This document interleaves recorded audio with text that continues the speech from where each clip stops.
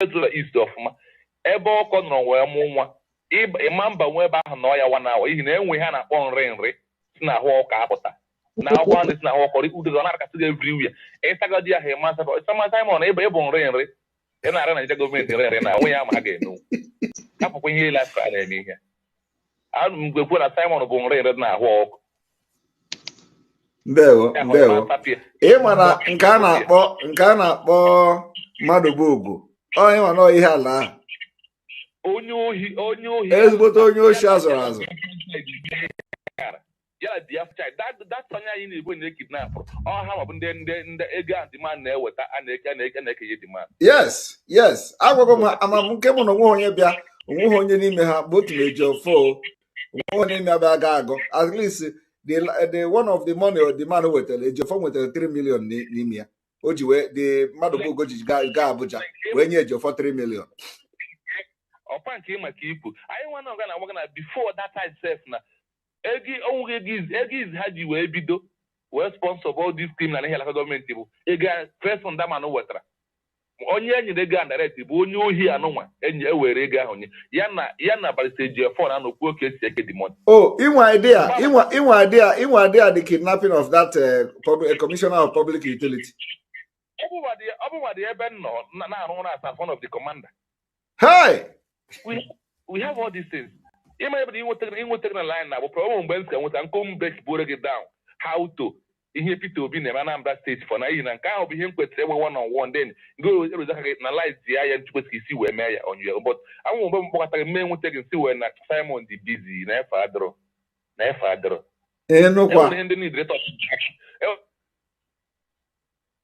gọọmenti ndị dịka fọdụrụ afọ na ka na-efi n'onwe ya ya emenwu ihe mere Ejiofor ama mpụtakwa okwu ahụ bụ Ejiofor si na ha pụtara ikwu okwu ahụ bụ ime ka okwu a na-aga ihe a ga-eme ha ga-agbaga nkịtị ka ọ daa mmiri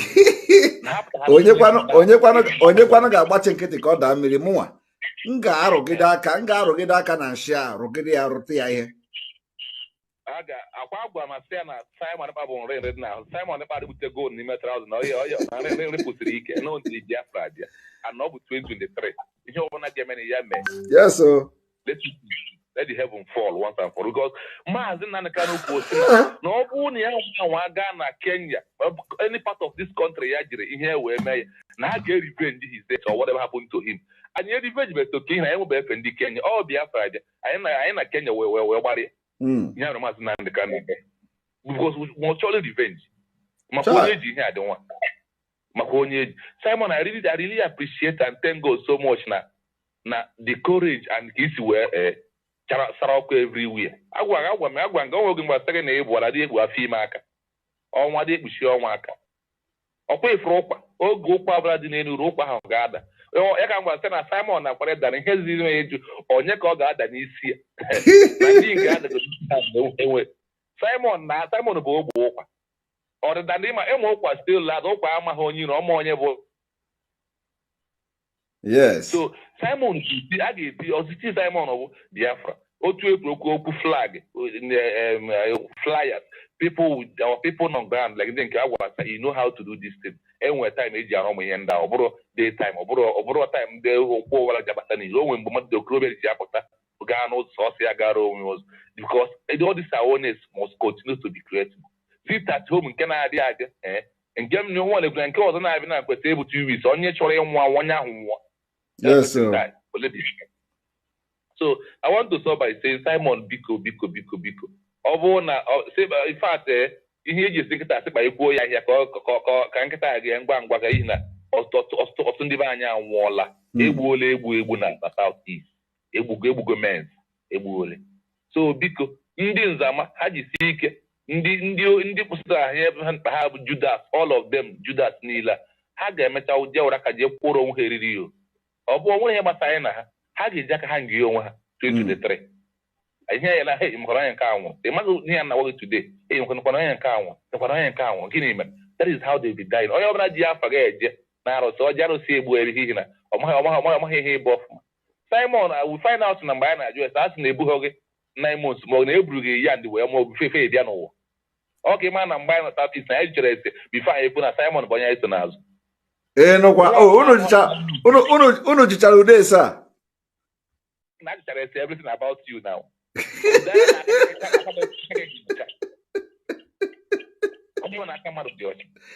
No kwa mana ana m agwa ndị a sị ha before na-eje ịgwọ ọgwụ ahụ na-aga na-agwọ ha na-aga na-agwọ ka ebe Simon Ekpa nka mee ha nka ha jụkwọrọ dị ọrakụlụ ese kọjọs elu asị biko gwọrọ ọgwụ a ka egbuo onye a ma ọ ka egbuo onye ọzọ ha na-ajụkwa ese bifo agwọba dị ọgwụ ịghọtago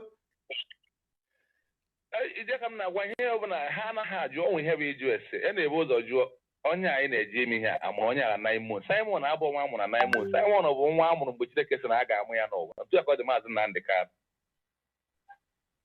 and Simon bụ first son ebe o si wee pụta so enwere ihe ọ na-adị hard ime first son ihe ha aghọta ihe omeido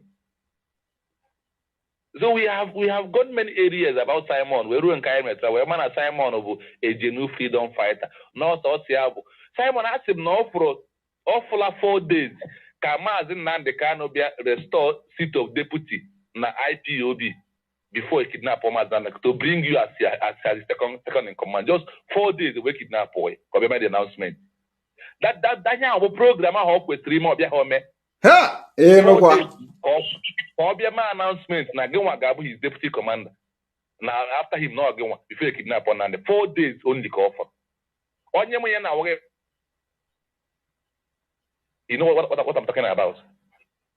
4 days ka offer. Before kidnap Maazị Nnamdi Kanu. So gabali na afọ na ọ bụrụ na ịma mensi nwere ọ bụrụ na ịma ihe na-agbanị a sị na ihe na-eme ba akpọ ndị agwa don so Simon ọ wa nga na bara na ihe ọ mụ change his narrative si ya na ịmara ihe ị na-ekwu a gwara gị DOS gwara gị don so Maazị Simon Ekpa why them on their own na-ege Simon Ekpa 24 hours of the Simon na program ha nwa na-ege nke nwa na-asị gwa Simon Ekpa ejikwala Simon Ekpa program jugodi onwe gịnị ka o mere o ji na-ama gị program ka ha alịnụ n'eziokwu ka ha alịnụ n'eziokwu ọnwụkwa n'ihe ọzọ ọ gwụchara ihe because onye ọbụla dere gị ntị 2 times nwanne obi echenji ozugbo mmadụ gị ha Simon Ekpa 2 days ọ mata nke bụ eziokwu ọ bịa confess ozugbo and in 2023 there will be more confession there will be more apology for you. Yes, sir. There will be more. Yes, sir. More is coming. Yes, so sir. Ana na-ekele ụmụara nke awachia lady nwaanyị nka si ezigbote ike. Yes, mana mazoka wayo. So ka anyị gaba na nsogbu Simon ị nwere mensi azin ihe support ihe ị na-eme ọ bụ na Biafra people can add 70 million believe me na 65 kwa n'azụ hapụ onye ọbụla Biafra na-ekwu no ọ na-etake time from mmadụ akpọta gị na phone ọ bụrụ na akpọta gị na phone very easily anyị ka ịta agbara call ọsọ na ịmandọ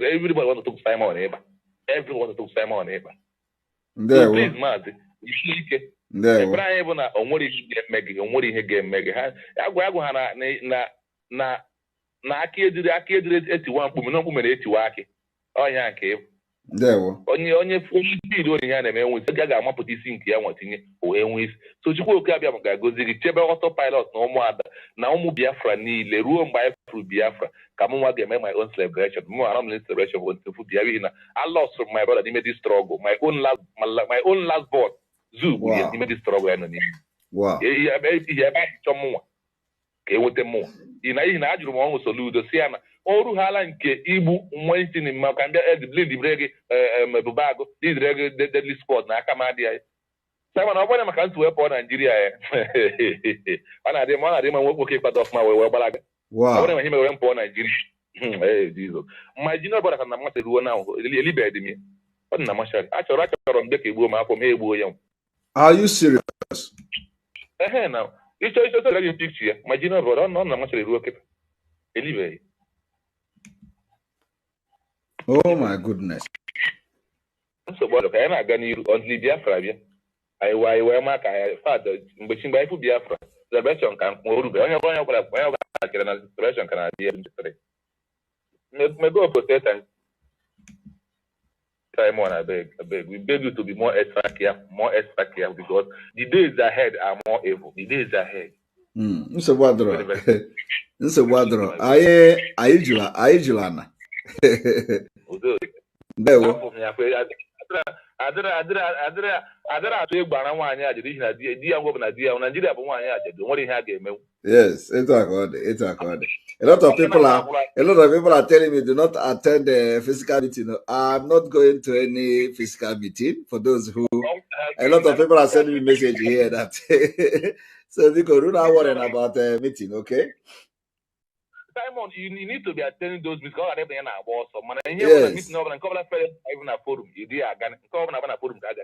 Yes, yeah, of course, I'm attending meetings and all that, but you know, a lot of people are concerned. Attend the meeting. Irukwe igbe anya nna Nekalu si na ipuchara okwu na amazi nke ya mbụ nna Nekalu ga-ekwu ekwu. So na agba ya otu aka. Yes. Platform. My question na say for upon a mother mota nwa gị go primary school ikwo na 6 years na primary school ọkụ ya. Imegre Biafra struggle mee 15 years inwe date inwe time ọ ga-eji wee gaa dị. Ịchọ gịnị ka ị na-eme? Nwa jere akwụkwọ adịghị graduate ụgwọ ọnwa a na-akwụdo ihe anwa ụgwọ ọnwa osi n'elu ada. Yes. Mba ịmanọ ihe ndị West ji wee dị iche. Mgbe Brexit mgbe ebidoro Brexit for example Brexit bidoro anaghị enye gị date mgbe ọsọ a ga-apụ from Europe. Ịghọtago? Anaghị enye gị date asị na ha nọ mbọsị detu a nọ this month detu a enwegide odita na-abịa closer ọ bụ na ha emechahụ shift kwa ya ebugharịa ya. Ịghọtago? Mana enwelu date enwelu date nwee plan. Ịghọtago? So emegide Brexit asị that na the thing na work on a shift kwa ya ebidokwa work bakwa towards that date. At the end of the day enwe the Brexit apart from Europe. So anyị nwa nwaanyị enwego target anyị bụ na anyị nọ 69 days to go. 69 days elugo. Olu that time Nigeria bugharị egwu anyị ebugharịkwa ọnọdụ. Ịghọtago? So erukwa ha sị na ọ bụ ọzọkwa na aga emeskwa election which we know na enwe ike postpone ya from February to March or April. Anyị ebugharịkwa ọnọdụ anyị to March or April according to how ha si bugharị egwu nke ha. Ịghọtago? Anyị ga-eso ha until he made the election. Mana anyị ga-akwụsị ya from in Biafra land. From there anyị eburuzie egwu wee gaba na obi ha. Debezi ha chọọ ime. Otu aka. Udo, thank you very much. Thank you very much.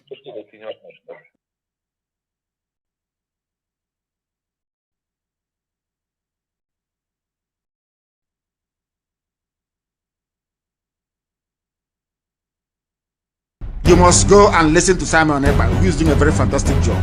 Very great job that Simon Ekpa is doing. Very, very, absolutely fantastic job that he's doing. You must listen to him and share his videos accordingly. Very, very important. He is bringing a new dimension to this very awareness that we are making, and you must listen to him. Very, very important. And all of you will suffer if you don't repent. You will suffer. Mark my words somewhere, you will suffer if you don't repent from your evil ways. You take money from murderers and from killers to suppress the truth. Biden doesn't know what is happening in Nigeria because they rely on the ambassador to feed them accurate information. And that is not happening because they've been bribed. And that is why people are dying in Nigeria. Nigeria is the only place in turmoil, not making it onto the front pages of newspapers all over the world. Nobody talks about it because they are all compromised. They've been bribed. We don't need your one Nigeria to survive. They tried, can you imagine the nonsense? They brought in their food blockade. They said we will not send food to the south. They are perishable goods. So the items got spoiled in the north. The government now turned around to pay them almost 500 billion.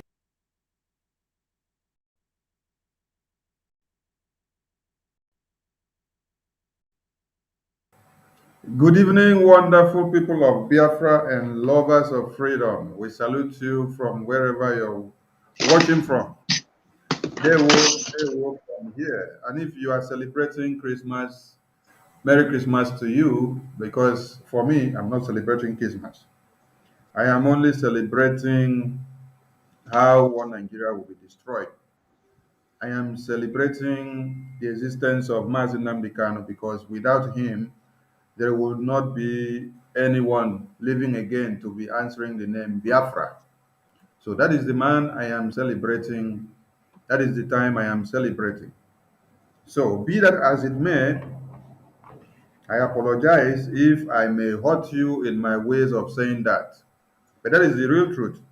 So welcome to this very broadcast, which is dedicated to Gideon Akaluka, who was beheaded and his head hung on a spike and gone round the community.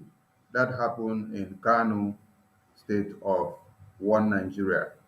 So from the next 5 minutes that you'll be listening, that is when you can cut this video out because the information we are going to give you about Gideon Akaluka's death is the untold story, the way it actually happened, the way it came out from the family of or a living witness of Gideon Akaluka.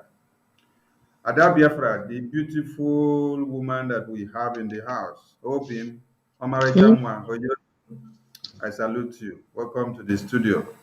Give a shout out to Biafrans before fire on. Biafrans all over the world, thank you for joining us this evening, this afternoon, this morning, depending on your time zone.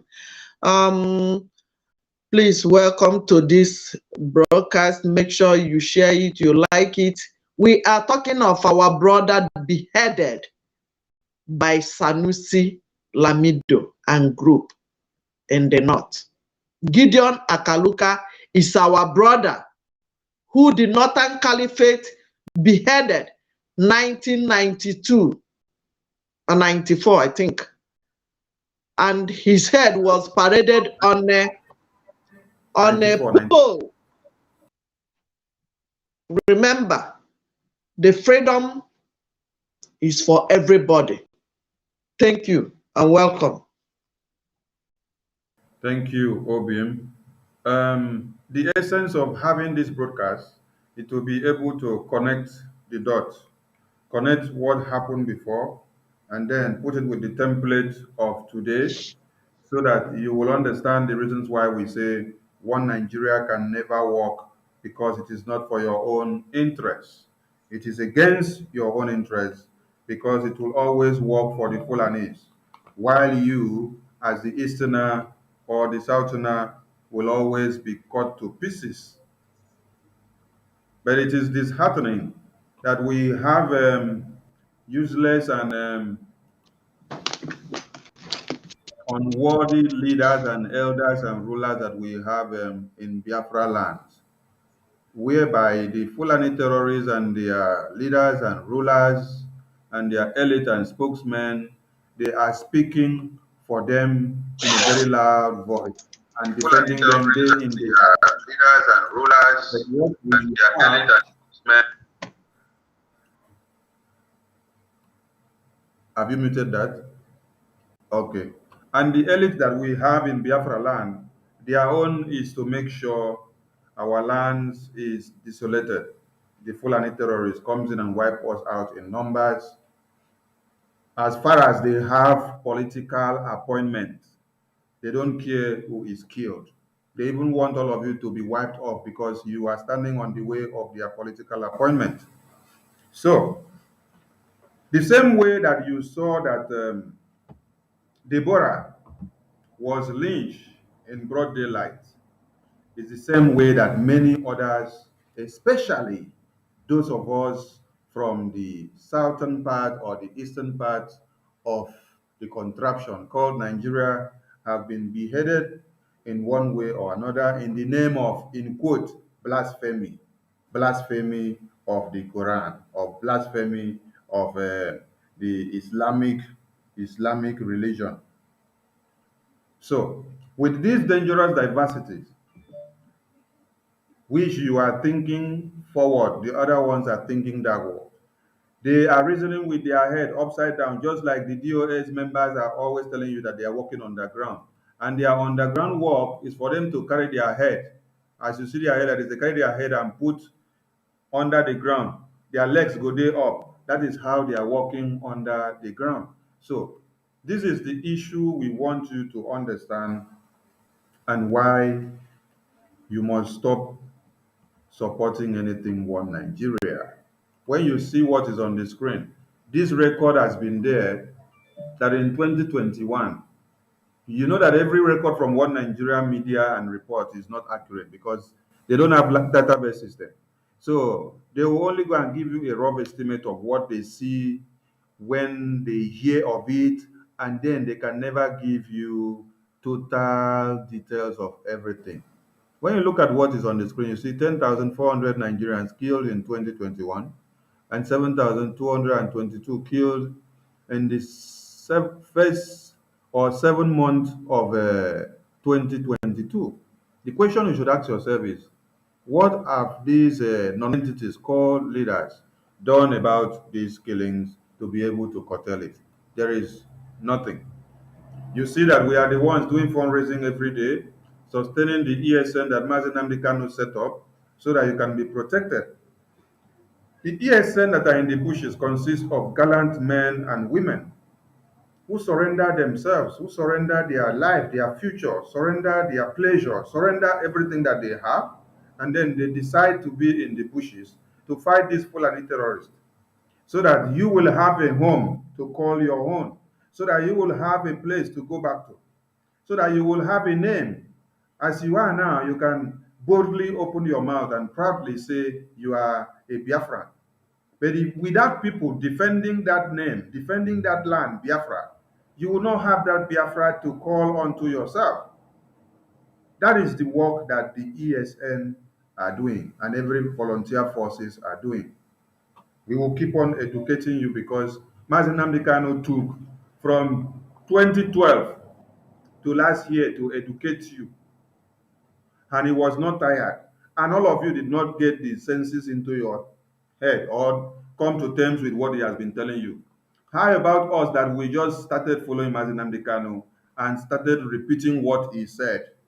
We never go far now, so don't always tell us that we are talking all the time. We never even started talking, so we will continue. And you'll be seeing woto woto and actions will be following.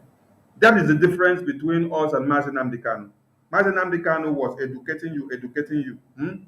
While he was educating you, he set up ESN.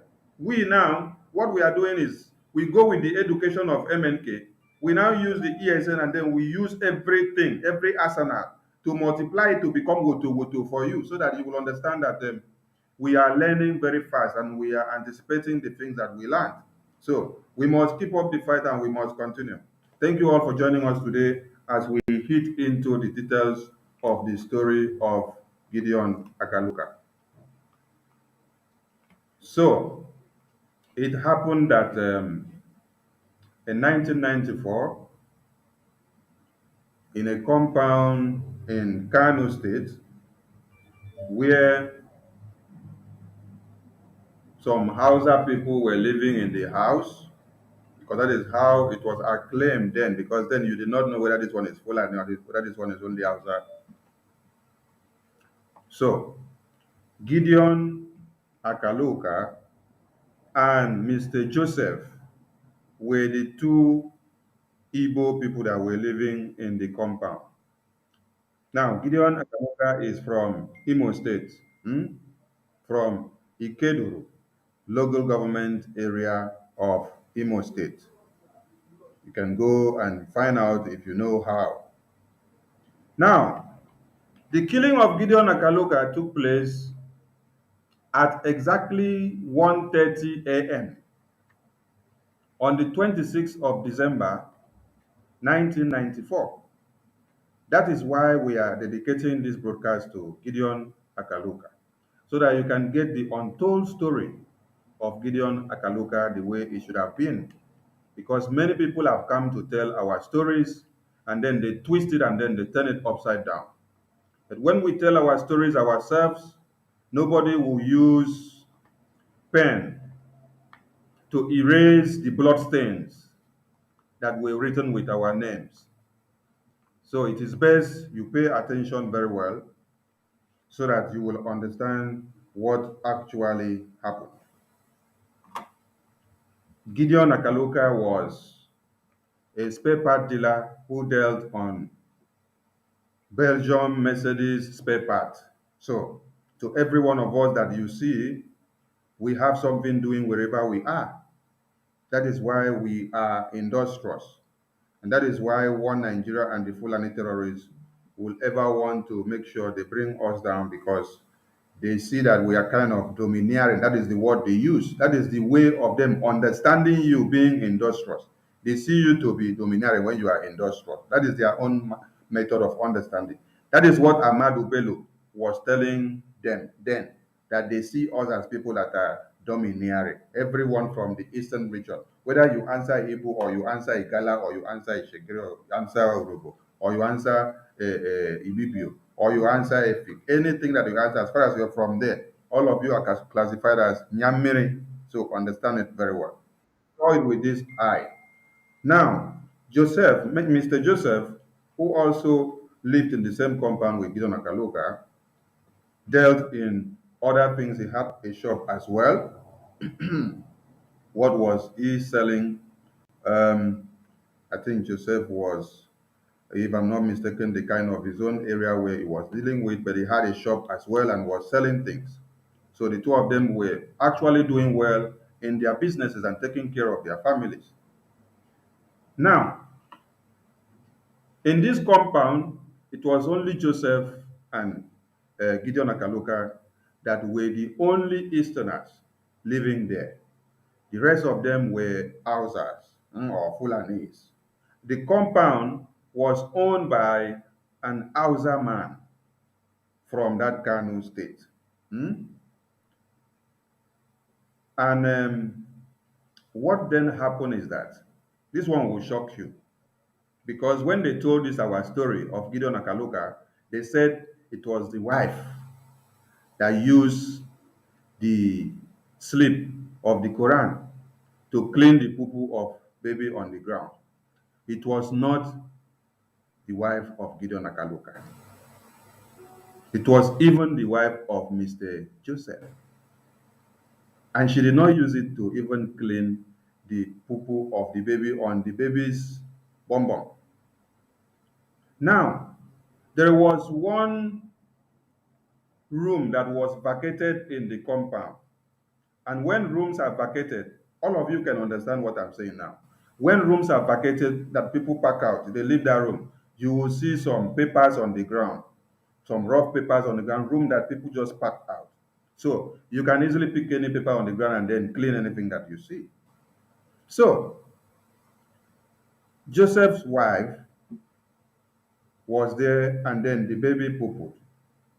So Joseph's wife just walked into that room that was vacated, which is empty, and the door is open.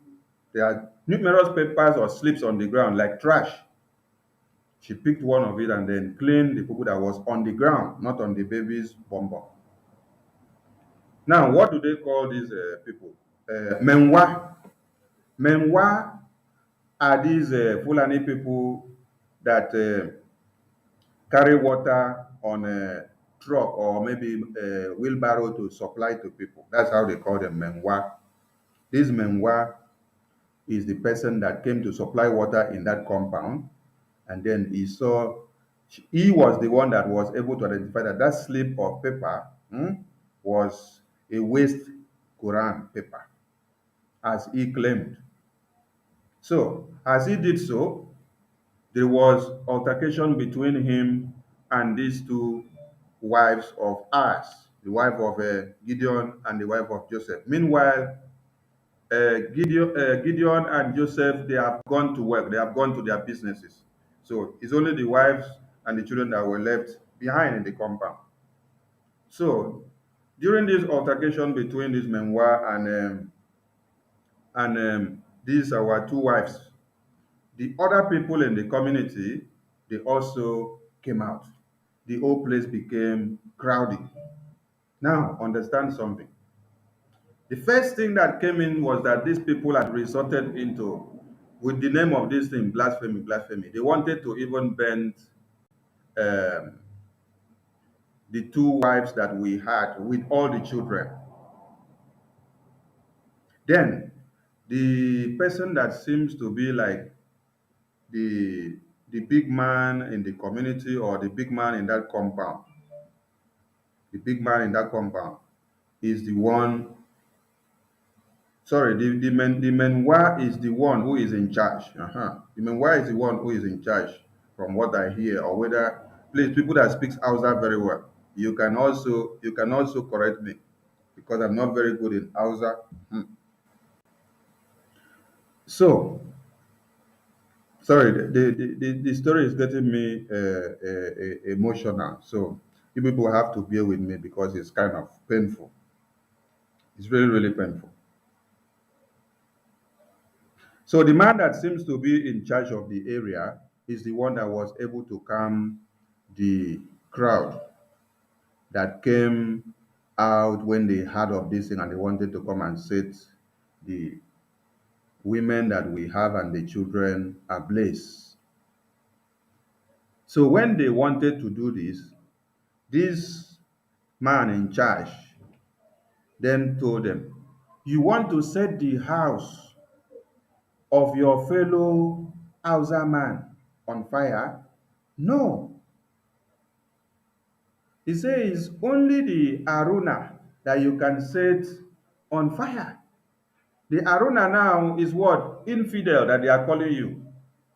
It is the two wives that we have now and the children that have been classified as infidel now. They now call them Aruna. That they should not set the house on fire because the house belongs to one of them as an Hausa person of Fulani, but they can set the ladies or the women on fire. So at the end of the day, one of the women had to rush, or the message got to Gideon Akaluka and got to Joseph as well. The two of them came. As the two of them came back, what happened? The issue, the issue had heightened. Before this time that we are talking now, more over 1,000 Fulani and Hausa people now have come to assemble, waiting for the order or waiting for the time just to set the house on fire and set the people on fire. Set the wives of Gideon, set the wife of Joseph and the children on fire. And also Joseph and Gideon himself. They were all gathering and then waiting. The mob had increased from few people that were within the compound to over thousands now, just waiting to carry out this ignorant crime. This happened where? This happened in Kano, the same one Nigeria where you people are claiming that you are in one Nigeria and you are enjoying and you want it to continue. So at the end of the day, the police intervened. As the police intervened, while all these things were happening, they held on to Gideon Akaluka and Mr. Joseph. Someone instructed the wives of Gideon Akaluka and Mr. Joseph for them to take off with the babies. That was how they escaped to be alive. So, Gideon Akaluka and Mr. Joseph were then held into their prison because they wanted to burn them alive and to kill all of them, both the women, the children, and the fathers. He wanted to kill all of them. At the end of the day, when police intervened, they now took them away to the police station and then they locked them up there. Now, in the police station, at the end of the day, you hear stories like he was killed in the police station. No, he was not killed in the police station. He was killed in the central police station. Now you have police station. Then you now have the central command. Now, when he was taken down to the police station, he was later moved down to the central command because none of these places were able to take care of these issues. Now, the Ezendibo in that community where this thing happened, in that Kanu, was aware of this thing. So they intervened, they tried everything that they could to make sure that these people were not massacred. When they tried these cases in court, the court could not do anything.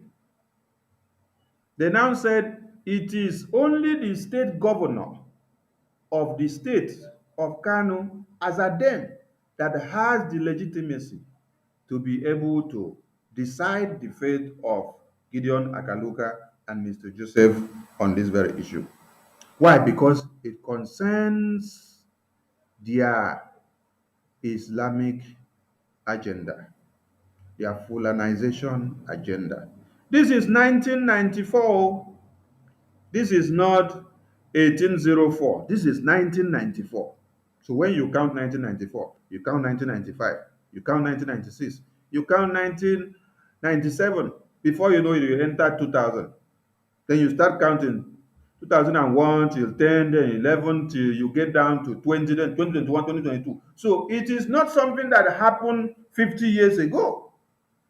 It is something that happened yesterday. That is why they did that one and they got away with it. And then when that one of Gideon Akaluka, that one of Deborah came, they did it because they know they have their leaders supporting them and they are in one accord with them. There are many. When I was doing some research today, I was actually looking for Gideon Akaluka's photo. You cannot find Gideon Akaluka's photo on the media. You can't find it on the internet. You can't find it. It's true photo. You cannot find it on the internet. I am telling you people this. You can go and find out and then look for Gideon Akaluka's photo everywhere. You will not see it. So during my process of doing this research of his photo to see if I can see something to carry on with the story, I could not find it, but I found similar cases of beheading and lynching of people from the northern part of Nigeria, more than 10 case studies, more than 10. This is one Nigeria that all of you are calling your own. This is one Nigeria that all of you are calling my country, my country. Brekete family channel had better go and then pick stories like this to talk so that they can showcase and tell us how we can be cohabiting with this sect, because these are not human beings. Because the story is very touching and very hard for someone to overlook. Brekete family was making noise when they gave him the paper to talk about IPOB and Biafra and autopilot at Simon Ekpa. Few days later, invasion took place in Biafra land.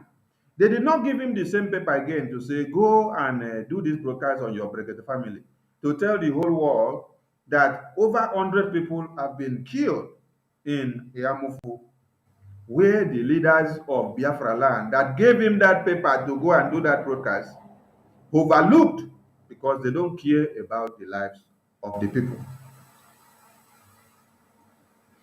Gideon Akaluka was beheaded at exactly 1:30 a.m.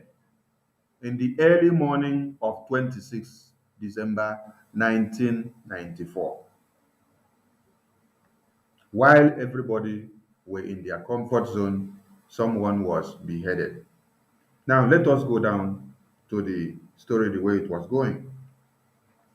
They now took the case to the governor of the state, the governor of Kano State. If you go and Google, you will find out the governor of Kano State as at 1994, precisely in December, from September to December. Just check from September to December, because this was when this event was going on. You get to understand who was the sitting governor of that state as at then. So they say he's the only one now that can decide the fate of Mr. Joseph and Gideon Akaluka. And the governor was playing hanky-panky with the case, because he knew that if he decides and then let the two men go, that their Islamic people will hold him on his esophagus. So he was just playing hanky-panky with the case. The next thing we heard was that, oh, he is traveling to Mecca.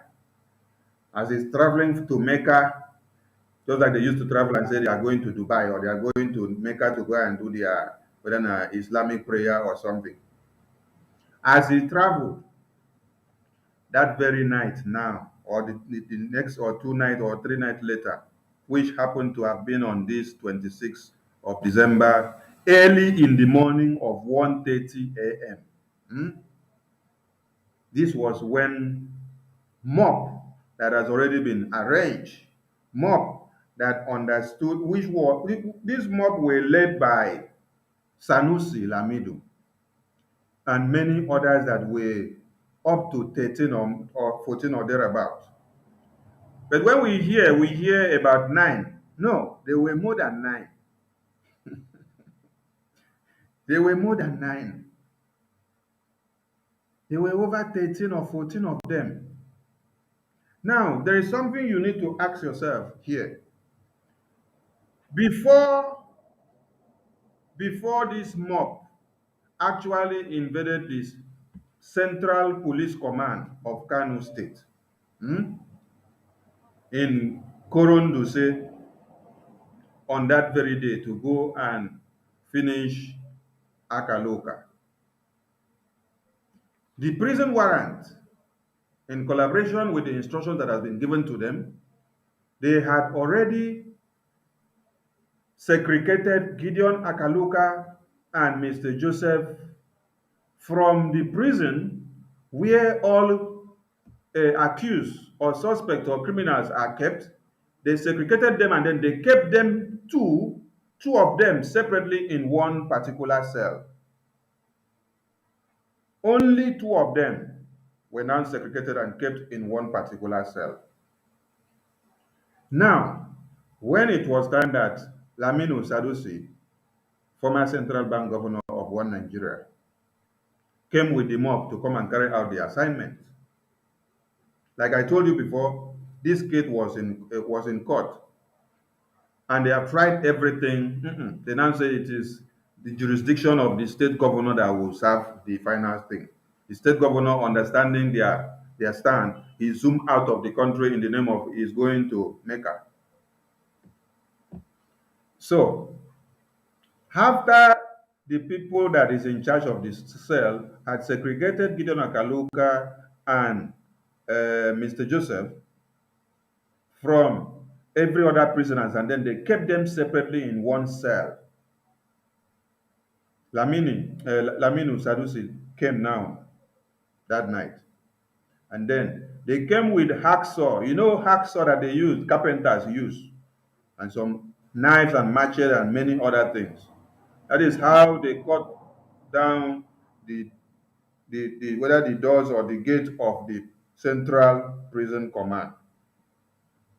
They claim they overpowered the warrants that were there. Mbano is not overpowered.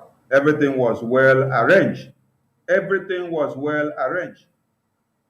His name also and that of Mr. Joseph, the name of these two people were already written down and then kept in the counter of the Central Police Command. So as they came, they just picked the names. It's like a signal that this is from this counter, this is the map from where you will go in, enter, and then you get there. And when they entered, what happened? They were now calling Gideon Akaluka and Mr. Joseph's name. As they were calling their names, those ones were hearing, and they were wondering who could be calling their names at the middle of this night, at this ungodly hour. And the people that were calling these names were now saying, Gideon Akaluka, Mr. Joseph, your families are here to take you on. You have been vindicated. That takes you back to the reason I said the case was in court. So when those ones heard so, they presume, oh, They have been vindicated by the state government. So, as they answered, that is how they got to know the exact cell number and the exact cell position where they were. Then they came down there. As they got down there, they used that same saw to break the chains and the gate, and then they entered. That was how they beheaded Gideon Akaluka. They beheaded his head, and then they stabbed Mr. Joseph on his body, on many parts of the body, and then they took off. When the prison warrant came back, Mr. Gideon Akaluka's head was nowhere to be found. His head was no more there, but Mr. Joseph's body was there. They rushed him to the hospital. The injuries were treated, and he was able to tell the story. Now, what you need to understand here is that it was not even Gideon Akaluka's wife or him that committed the crime, which they blamed them or they accused all of them and they wanted to kill them. It was the wife of Mr. Joseph that actually used this slip to clean this something on the ground. What point am I making here?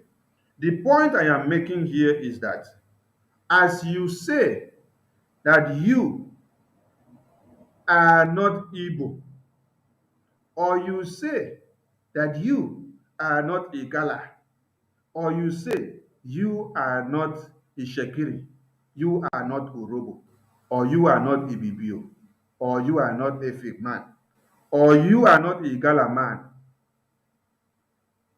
you are making the worst mistake. Because in the sight of these Fulani terrorists, all of you are equal. So when they want to measure how they want to kill you, it is the same way that they measure how they want to kill another man that is from the same eastern region, which you claim, oh, I am from Ibibio, oh, this one is from Anna, oh, this one is from Igbo, or this one is Shekiri, oh, this one is Urobo, this one is Igala, this one is Shekiri. You are all classified as the same thing. When the Fulani terrorists kidnapped the Methodist priest, which they collected money and later released, did you hear them say, because you are a Methodist priest, we will not kidnap you? All the Christian Association of Nigeria officials that have been beheaded and then they hang their head on a spike and then they video it and put it on the internet. The videos are there all over the place. These are what Fulani people do. These are what the ISWAB and the Boko Haram do every day, and they put it there on the media. It is there in black and white, and everybody can see. They don't segregate you and say, oh, you are from Urobo, you are from Igbo, you are from Anang, you are from Efik or Ikala, Shekiri or Urobo. No, they take us all the same. So, after these people had done this massacre of Gideon Akaluka at exactly 1:30 a.m. on the 26th of December 1994. That head of Gideon Akaluka, which they took away and wanted to, and they hung it on a spike, they wanted to take it to Sabon Gari. Sabon Gari community is where all of us in Kano State reside. That is where you will see the highest number of Easterners. That is where you see them. If you can remember when our children's kindergarten was bombed, whether earlier this year or late last year, where our children that went to school, there was bomb explosion in their schools, and then many of them died. You remember that it was in Sabongari. That is where many of us reside from the east in Kano State. It's just like when you're looking for us Go to that place, you see us plenty in numbers. They wanted to take the head of Gideon Akaluka, which they had cut off, going like this on a spike to Sabonkari to go and send another message there. And the police stopped them. They told them not to go there. What am I saying?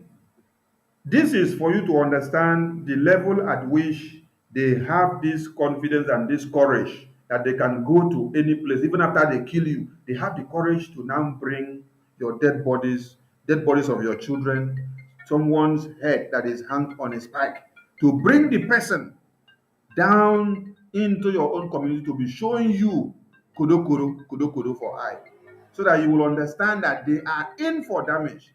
They are in to kill. They are not in for peace. They are not in to help. They are not in to play with you. This is why we say, when we say you have to end one Nigeria if you want to save life, and you don't have to take us for granted, because there are many things that have happened which many of you will not even be able to stand and face. That is what ensued about Gideon Akaluka's untold story, which they told our story wrongly. From this very broadcast now, you should be able to pick the story in order. Even if I miss some words, let me try to pick some other important points. This actually took place at exactly 1:30 a.m. of the 27th of December 1994. He was not killed in the police station, but he was beheaded in the police central command, which is the highest police authority as at then in Kano State. And this police central command then was Koronduse. Koronduse, that was where it was. Gideon Akaluka was dealing on Mercedes spare parts. So he was not a beggar. He had something doing to feed his children and family. And his shop was located in Kofarowa, Kano State. So if you want to go and make your investigation, you can also go. He lives in Krura, Asabe, Kano State with his family. And they were the only two Igbo men, the only two Easterners that were in that very compound, Gideon Akaluka and Mr. Joseph. So get this point well. It wasn't Gideon Akaluka's wife that actually used the paper to clean the poo that they said. It was the wife of Mr. Joseph that actually used the paper, which they said it was the Quran. And this paper was picked out from a vacated room, which had been vacated. And then inside that room, when you enter, you will see littered papers, just like somebody pack out of your house in your compound, or one room in your compound. If you open that door and enter, you see pieces of papers littered all over the place. And I remember in those days, I can easily enter the pick papers like that and then clean the poo of my own siblings. I can even pick it and do anything, because these are trash papers which you see inside the rooms. It wasn't the wife of Gideon Akaluka as they had told the story. It was the wife of Mr. Joseph. But at the end of the day, it was Gideon Akaluka that was beheaded and taken as the scapegoat. It doesn't really matter who was killed or who was beheaded or who survived to tell the story. The important thing here now is for you to understand that Fulani does not differentiate the two of you in any way. As I told you the story now, you heard that when they entered into the prison, they chopped up the head of Gideon Akaluka. They stabbed Mr. Joseph to death. But he did not die, because the prison warrant, when he later came back, rushed him to the hospital. That was how he survived to tell the story. So you see it that they were all to be wiped out. At the very beginning, when this mob invaded the house in the compound where they were living, they wanted to burn all of them alive, both the children, the mothers, and the husbands, before Ekelebe later intervened, and then they took them to prison. And then the case was in court, from one court to another, from one court to another. The family of Gideon Akaluka, they sold properties. They sold many things to pursue this case to see that Gideon was not killed, and Mr. Joseph. But at the end of the day, all the money that they spent, everything that they sacrificed, it went woof. They still beheaded Gideon Akaluka.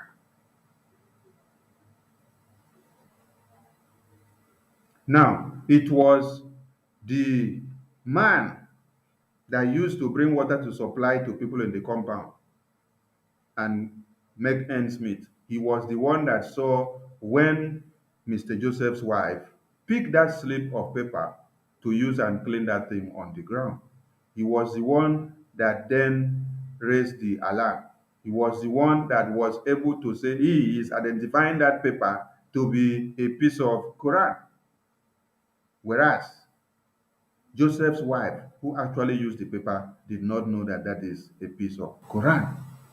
So when this man started arguing with them, the women also argued with him. At the end of the day, before this argument could even go far, over 500 have gathered and they were ready to set them ablaze and to even burn the entire house down. It was the man that is in charge of the community or the compound that stepped in and said, do not burn the house because it is the house of one of your brothers. It is not that of the infidels. So you can deal with the infidels who have committed the crime and then don't destroy the house of your brothers.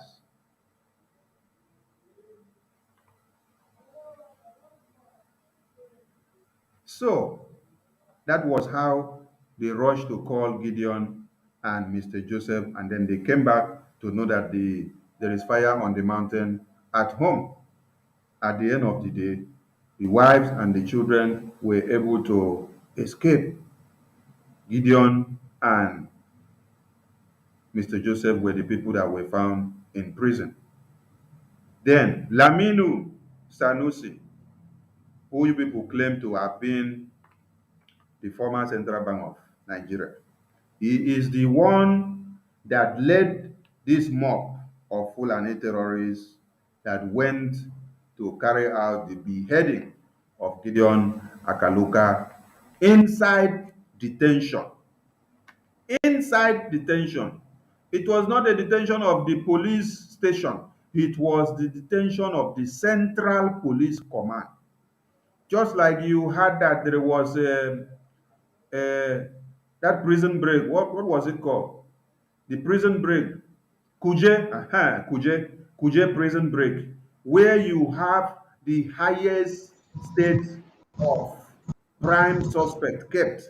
That is where the Central Command Police Station of Korunduse in Kano State was, where they claim that the people that came overpowered the security on duty, overpowered the police command, and then they entered inside to go and kill or to behead Gideon. So, after Lamini Sanusi had done this, Abacha, who was in power then, was vexed with this action. Abacha said he cannot allow his government to sit and see this. So he asked for the arrest and execution of all these people that were involved. Many of them were executed. The one that we know, which we hear, was a prince, Laminu Sanusi. He absconded and then went to Sokoto to go and take cover in Sokoto. They covered him up And they had given report to Abacha that all of them had been executed. After then, we later saw Lamine Sanusi. If Lamine Sanusi was not even still alive and discovered, nobody will even know that all of them were not executed. And maybe it is because Lamine Sanusi was a prince. That is why we are even able to know that Lamine Sanusi was not executed alongside with the others. Maybe there are others that were not also executed that are working freely today.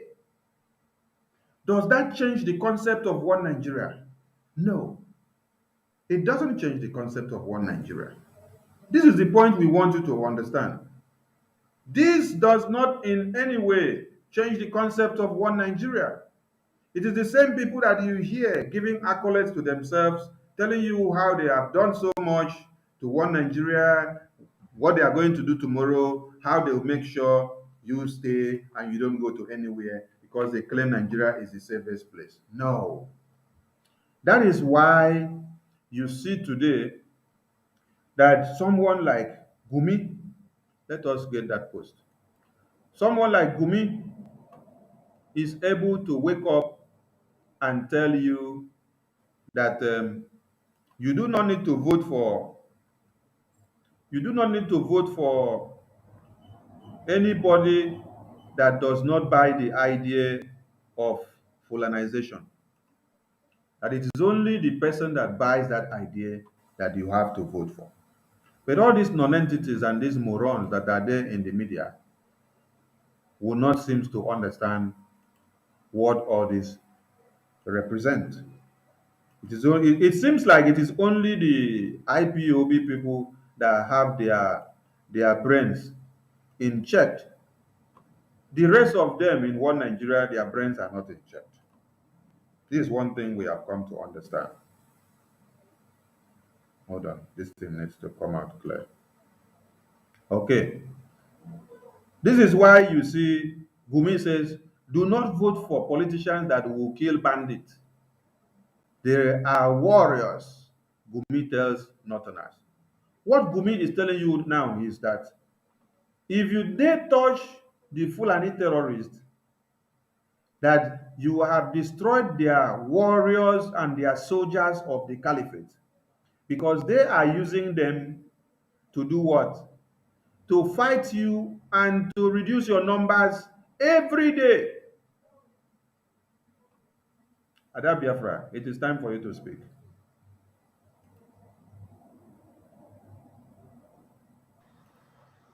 Yes. Speak extensively. Speak extensively. Okay. When the Northerners are killing Biafrans, the Fulani terrorists are being recruited into the military. And remember, during Goodluck Jonathan regime,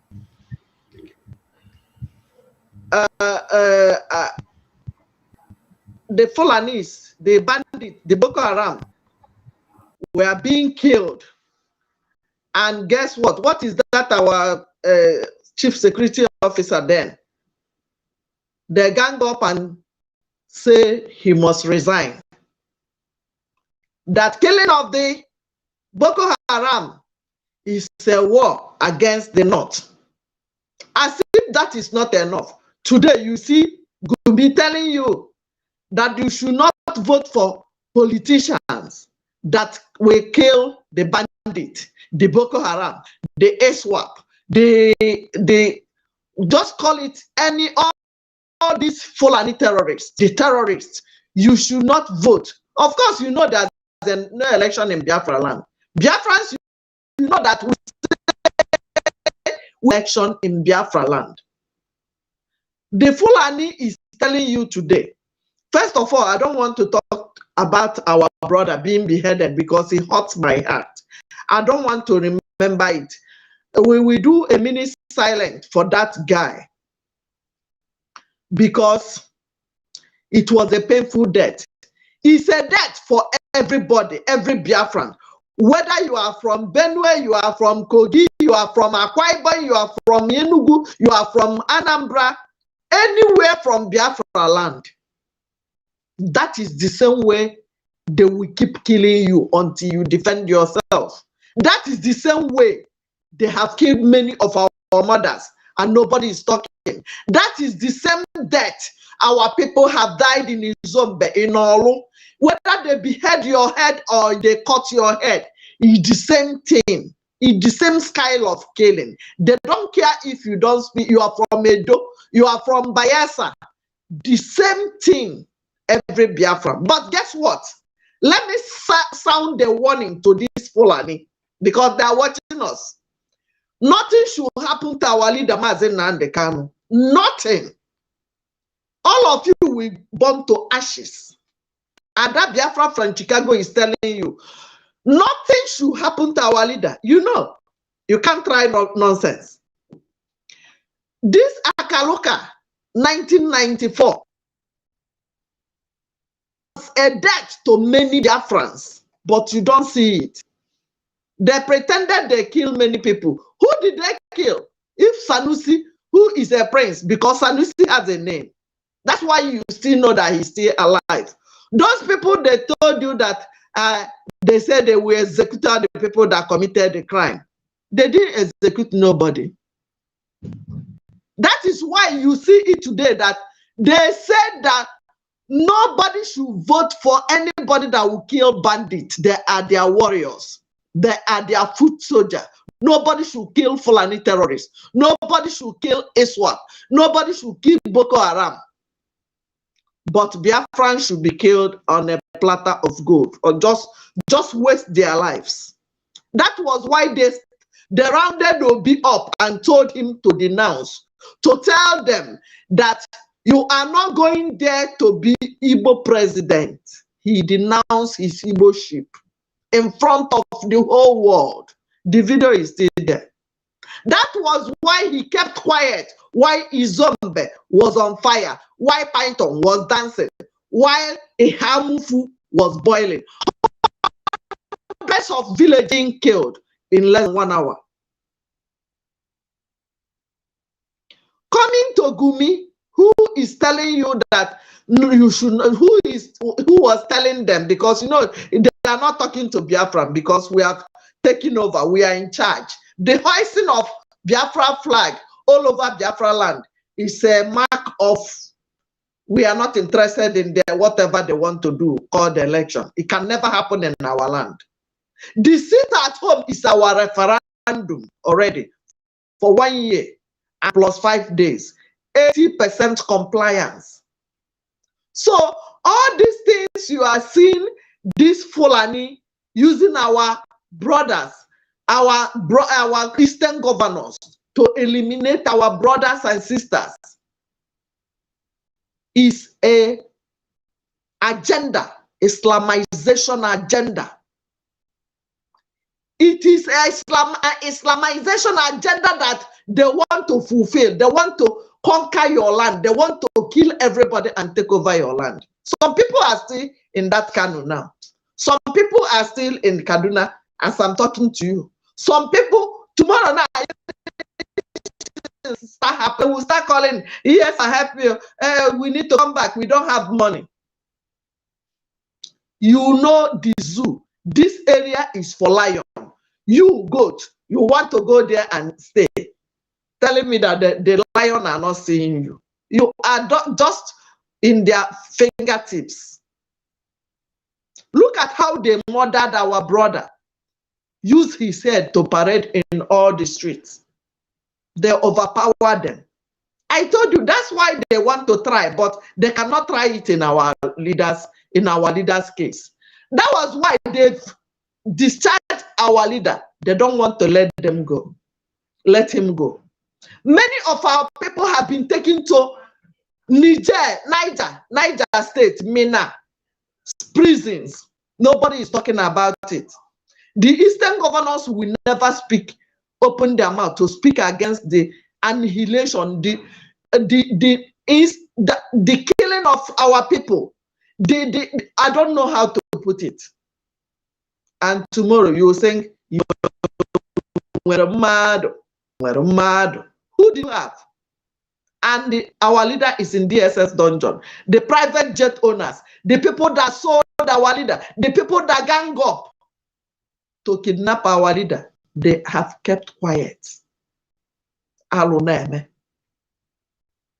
Alụ na-eme.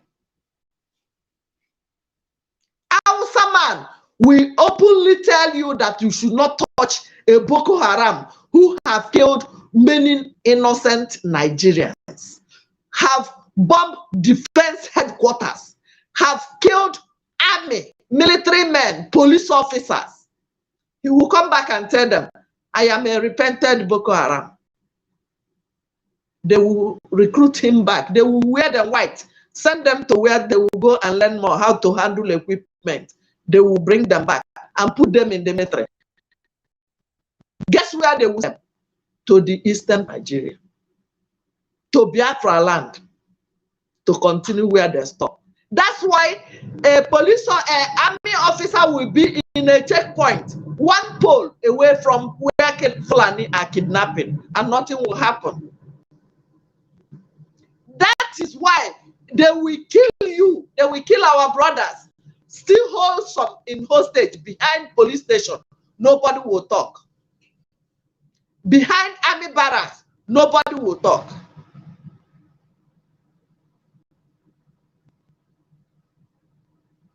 It's unfortunate. Continue, Aparawa. Okay, thank you, Obi, for your submission. Some people are asking for the link to join the studio to give their comment. I have posted the link on the comment section. So if you want to join the studio so that you can speak, you can join. But for the phone lines, we've not opened them yet. When we open the phone lines, you will see it. But if you want to join the studio and speak, you can join. The studio is open to join now.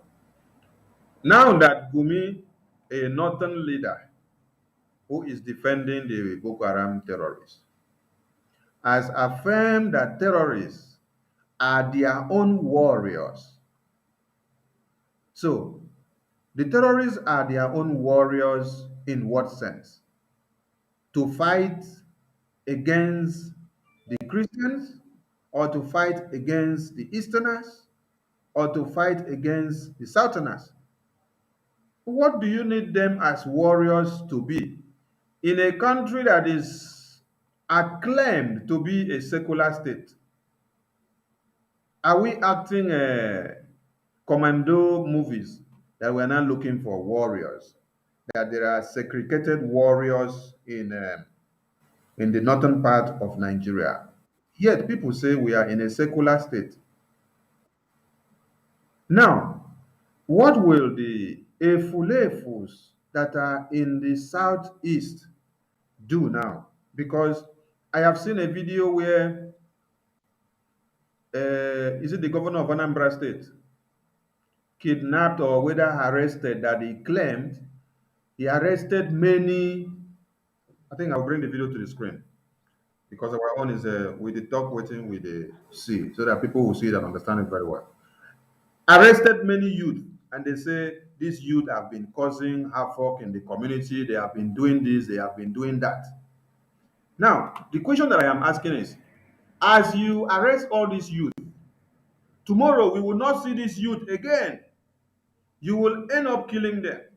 You end up sending them to Niger. You end up sending them to Adamawa prison. You send them to Abuja prison. You send them to Northern prison. At the end of the day, their organs will be removed out of their body. They will sell it and give one allergy, and then they will behead them, and then that is the end of them. While the Fulanis, which you are working to serve, they are actually bringing back the Fulani terrorists, which you have seen here in plain black and white, that they are telling you that they are their what? They are warriors. They are taking very good care of their warriors, and then they rehabilitate their warriors, and then they put them back into the military, put them in the Air Force, the police, and everything security sector of one Nigeria, so that they can use them to carry out the assignment of one Nigeria. We happen to find ourselves in a generation where we have fools as elders and elite and leaders and rulers. The worst thing that has happened to this very generation is for us to have fools as elders who have become stooges to the Fulani terrorists in government. You are setting up a Bubagu to come and fight ESN, which the people unanimously accepted and set up to work to their own protection. And you are fighting them, colluding with the same terrorists in government and the army personnel and the navy and the air force, which someone that has been an insider came out, T.Y. Danjuma came out and told you, do not waste your time thinking or resting your oars on the government of the day, because the government and the army, they are colluding with the terrorists. They are working together. There is no how any of you can be saved if you sit down and then wait for these same terrorists to come and salvage you. The people now set up a security network to protect themselves, and you are now colluding with the same terrorists to fight them and to kill them. The internet is really disturbing Mazi Owen. Mazi Emo Fabian, welcome to the studio. You have the mic, please, before I get the other video. You may go on with your submission. Mazi Emo Hello, good Fabian, evening, can sir. you hear me? Yeah, Yeah, good evening. Right on, this please. Emo Fifi, I'm calling from Lagos. Yeah, carry on. Sir, I want Biafrans to know that the only problem that Nigeria has is Nnamdi Kanu, the southeast. That's the only one that is stopping them from achieving their dirty game of taking over Nigeria. And our people has failed to understand that. Our people have failed to understand that this started this thing for a very long time, many years, even before we were born. We read it in the history. And they are achieving, and that's what they are chasing, pursuing up to this moment.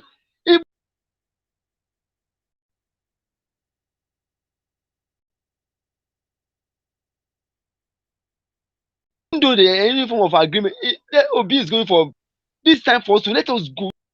They should allow us to go. Let us go. No, I'm telling you the truth, sir. No cooperation, because if same issue will still come up, how about the children we're giving birth to? How would it be in Nigeria? How would it be Biafran? Please, let us use this opportunity to live. Let us live freely. Don't allow us to freely. Issue must come, and we must fight it, and we must fight it out. It is a thing that we must fight out. So let us go. Let us go free. Let us just go to rise up. Hey, I'm coming with Obi. They want to deceive us. We shouldn't be deceived, though. He shouldn't be deceived, because even though Obi, let Obi, Obi will not do anything. Please let us go. This is the time for us. This is the time for us to go. This is the time. Do you know how they combine, how they plan and they combine with insiders to catch them, to go and catch our leader from Kenya. All they spent, all the billions they've spent to catch Nnamdi Kanu, the billions they've spent, and we are still looking at it. They will destroy it completely. It's time for us to go. That is it. So it's time for us to go. They shouldn't just deceive us from bringing Obi. Nothing like Obi. It's time for us, the Biafrans, to live. Time has come for everyone else to live. Please, this is time for us to live. This is time for us to live. We can't wait. What are we talking about? Is it the people that we are? With these people that we don't agree with each other? We want to still live together. How do you think we can live together with all these mad people? Mad people that they don't think. They don't think. No, there's nothing in their forehead. They don't think. So please, let us live. This is time for us to. This is the best time for us to live. No amendment at all. Let us go. Let us go. This is the best time. Thank you very much, sir. Thank you, Mazi Emo Fabian. Thank you. Even as network was disturbing your transmission, you were able to deliver your message. Thank you. We appreciate. Okay, let us play this video so that Biafrans will understand what we actually meant. Time has come. Good morning, Time has come for us Anamburians. to leave. This is best time. We will fight it Anambra out. Youth Who will agree? Volunteers, Who will agree? Oh? We will fight it ANJET, out completely. Complete and fighting. the Nigeria We will fight. Police We will fight it out. raided We will fight it. Oh. some And if popular anyone talks, if criminal anyone thinks that hideouts in it's going to be very easy for us to go, no way. and harvested over 80 You see all these governors that are not, that are on their own. that have been Governors terrorizing the that they area will steal Nigerian money, they will steal the money for a and very send their long children time abroad. now. Their children, their generation will not See suffer, them. and we will be here, will be These ones suffering. are very How about the children we notorious. give birth to? Look at them. Look at them. Look at the killing. This is in keeping with the state government promise for a crime-free and smooth Yuletide season in Anambra State.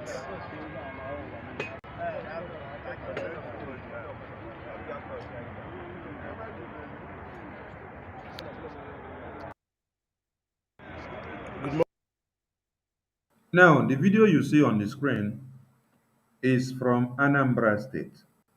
This is what Soludo is doing to your fellow brothers and sisters.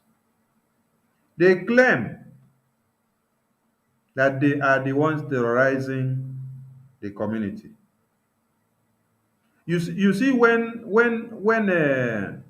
Gumi said, "Do not touch our terrorists because they are our warriors. We are using them as soldiers of the caliphate. We are using them to fight the war. We are using them to destroy the Easterners. We are using them to destroy the Southerners. Anytime you declare war on the Fulani terrorists or bandits, you have declared war on us all from the north. Do not vote for any politician who will come to attack our warriors, who are the terrorists." Are you people still in one Nigeria? Oh my God. Now, when I said that the worst thing that has happened to this generation is to have foolish leaders, block-headed leaders, leaders and rulers and elders that have sold their birthright. Dog don't lick their faces and they don't even get shame again. They will collect money and prefer to kill their own children. How do you compare and contrast these two videos or these two write-up here? See this one that Gumi is talking, and then see this one that your governors in Anambra State is doing to your own brothers and sisters. Look at them. You see the way they line them up like say they be criminals. They cannot even show you any machete or any weapons that they got from these people. But the aim and objective is to please the Fulani Caliphate in power so that they can be accorded more accolades to remain in power. You see your youth, you see your brothers and sisters.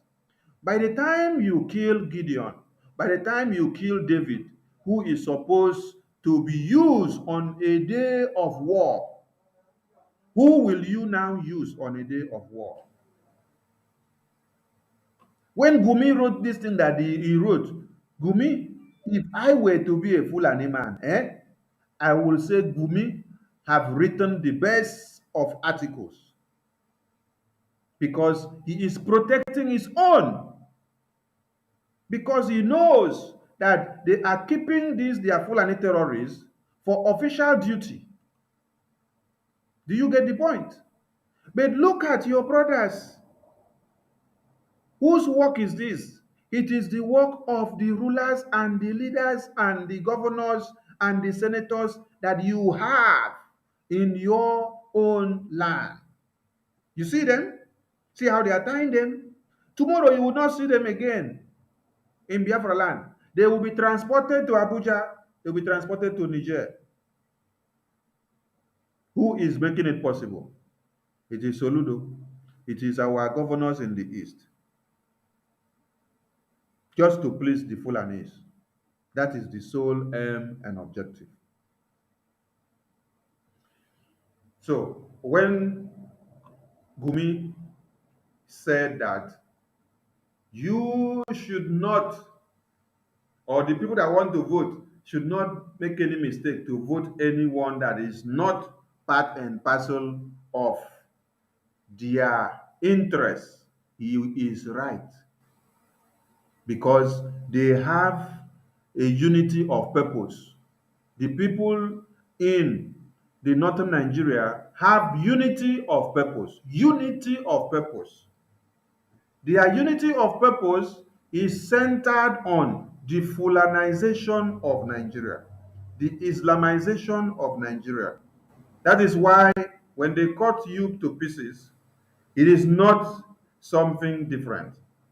Now, I am going to bring a video that had happened in 1960 to 70s for you to hear something so that you understand when we tell you that the same tactics and antics that they used before, they are combining them today, and there is nothing different. So if you still want to continue to wallow in jeopardy of one Nigeria, after we, the Biafran people, have shown you the way, you are on your own.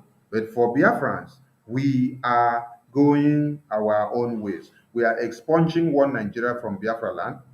Come 2023, you will understand what we mean by no elections in Biafra land. If you have not understood yet, continue watching.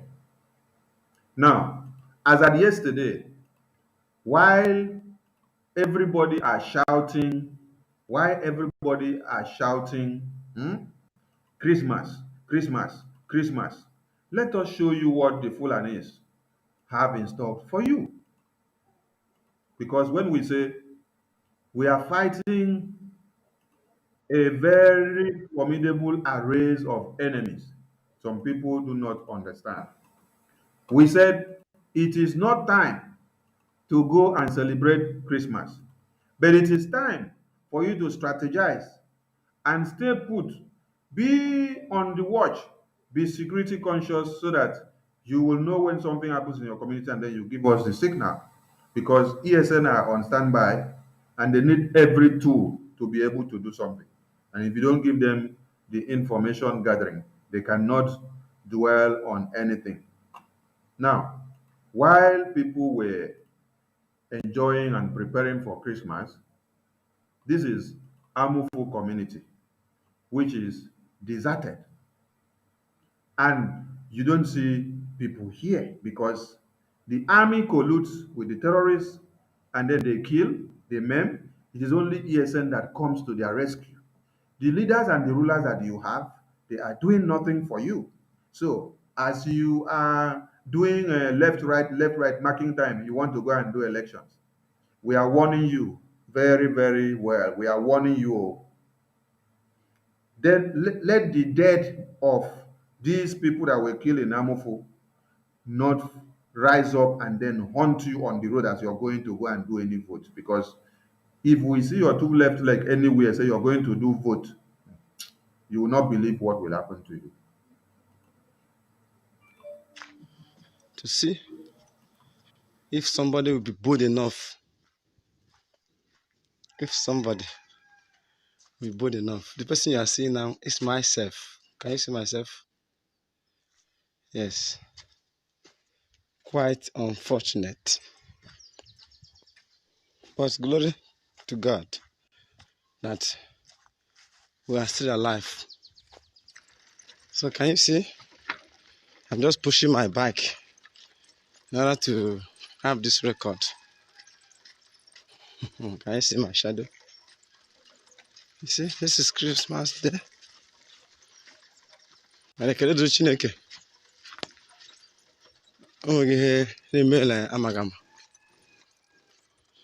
Chineke mara nya koi nya eme Christmas o mara anyị ndụ ndụ oge ele ndụ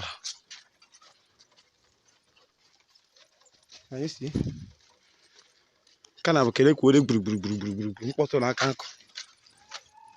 Ndị machine na efubetu ụmụ anyị na-abata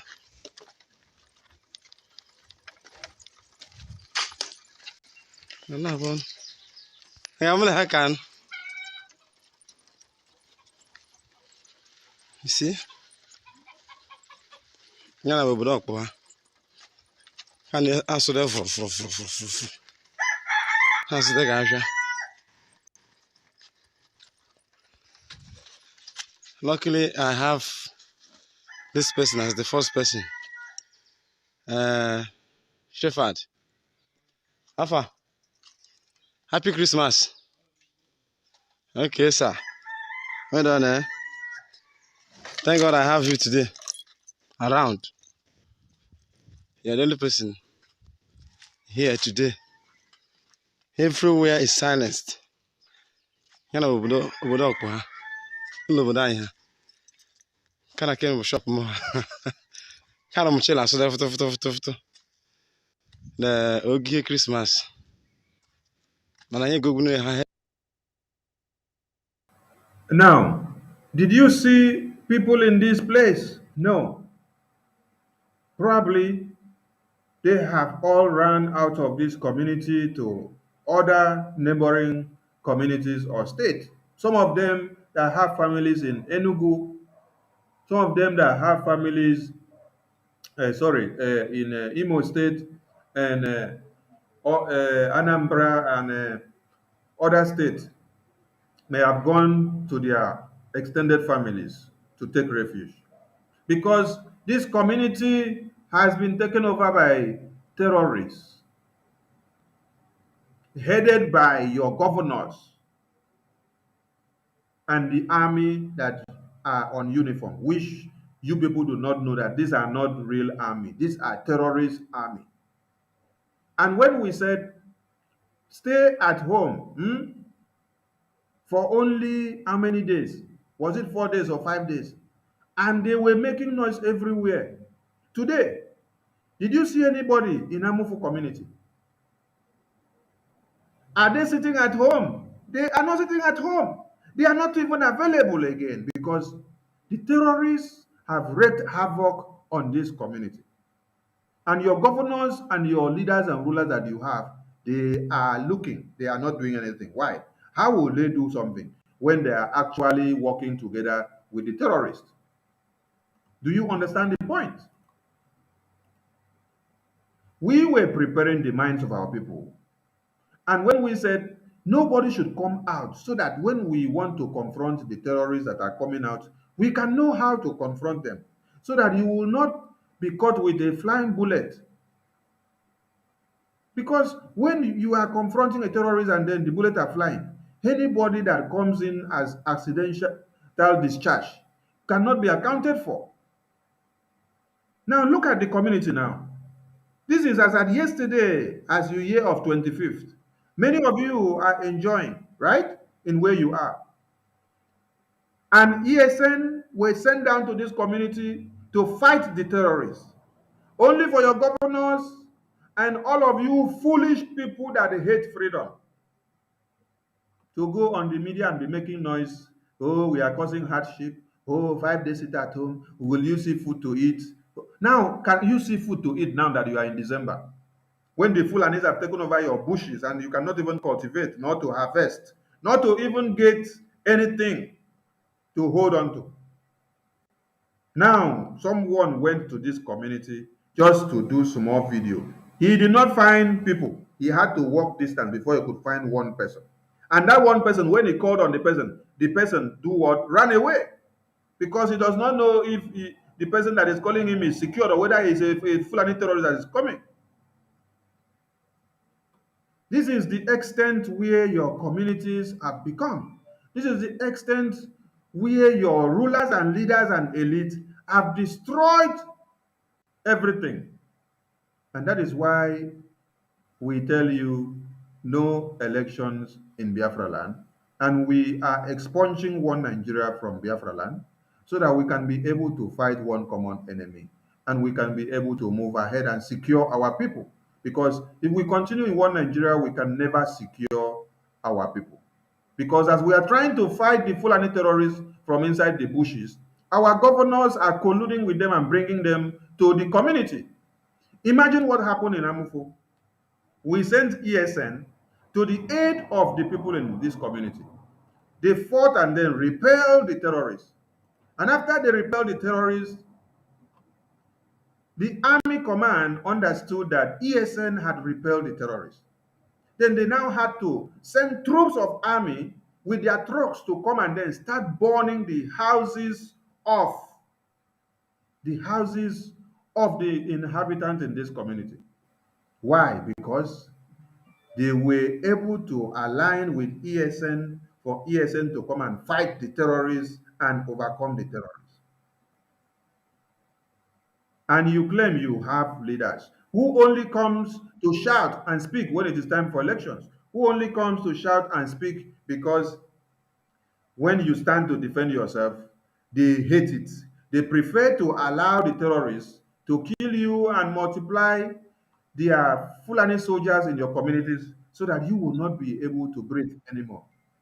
The video that you see here is the youth that we have in our communities. This is Anambra State. This is what Soludo is doing with your youth, your brothers and sisters. And he's going to transport them from Anambra now to Abuja, to Lagos, to Niger, to Nasarawa, to Kano, to Kaduna. Tomorrow you will not see these people again alive. And I am asking you a question. For those of you, especially those in the DOS, that collected money and signed papers and made it possible for Anambra elections to hold, today, have you seen what you caused to your youth?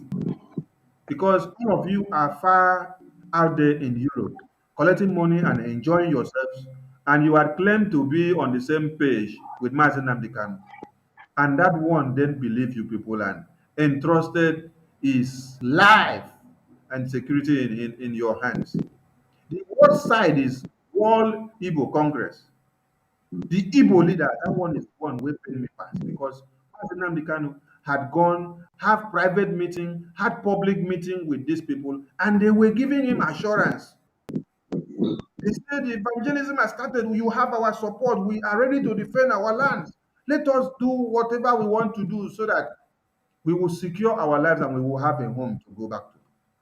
Mazen Nnamdi Kanu forwarded himself, pressed on, continued with every synergy and agility that he had. Immediately, they connive and then sold Mazen Nnamdi Kanu out. All of them drifted away. They went back into their cupboard. You cannot hear them do film again. It is only autopilot that is talking about the continuation of your freedom.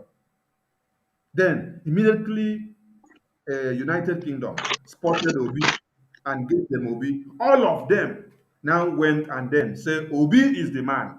Obi is the man. Imagine people opening their mouth to be asking Mazi Simon Ekpa, is autopilot, is you the one coming to blackmail our brother's chances of becoming the president? They don't ask about what is the strategies on how to release Mazi Nnamdi Kanu, but they are asking about the strategies of how to go and make Obi to become president. They are not even asking about the strategies to salvage the security situation in Southeast, especially even the one that happened recently in Amufu. They are not talking about that. What they are talking about is Obi becoming the president, while your children and women are being raped and cut to pieces every day. Mazi P, welcome to the studio. You have the mic and you may go on, please. Yes, my brother Sonny, thank you so much. There we. Yes. Please, if you're from the zoo, your camera. If you're from the zoo, don't show your. Not really. Sonny, my camera is intentionally put like that. Okay. Yes, even though I'm calling from America, yeah. Yes. Obi Dalu here. Thank you so much. Thank you, brother Sonny. Thank you. Yeah, let me. Yeah, even though the pictures you're bringing is really hard heartbreaking, but it won't break us. We must continue. You see, one of the mistakes we make is identifying, the things you see there in the Southeast as leaders. They are not. They are conquest enablers. Are you getting my point? I was born and raised in the north, Kaduna precisely. For Fulanis to capture, to overrun Kaduna state, they had people like Omahi. I get my point. Even the so-called Danjuma is one of the conquest enablers. He was used to annihilate his people. So leave alone, he's coming today to come and make noise to disturb the people, but he has been used and dumped. I don't know if are you getting me clearly? You see, our traditional rulers, the so-called men of God, they are all useless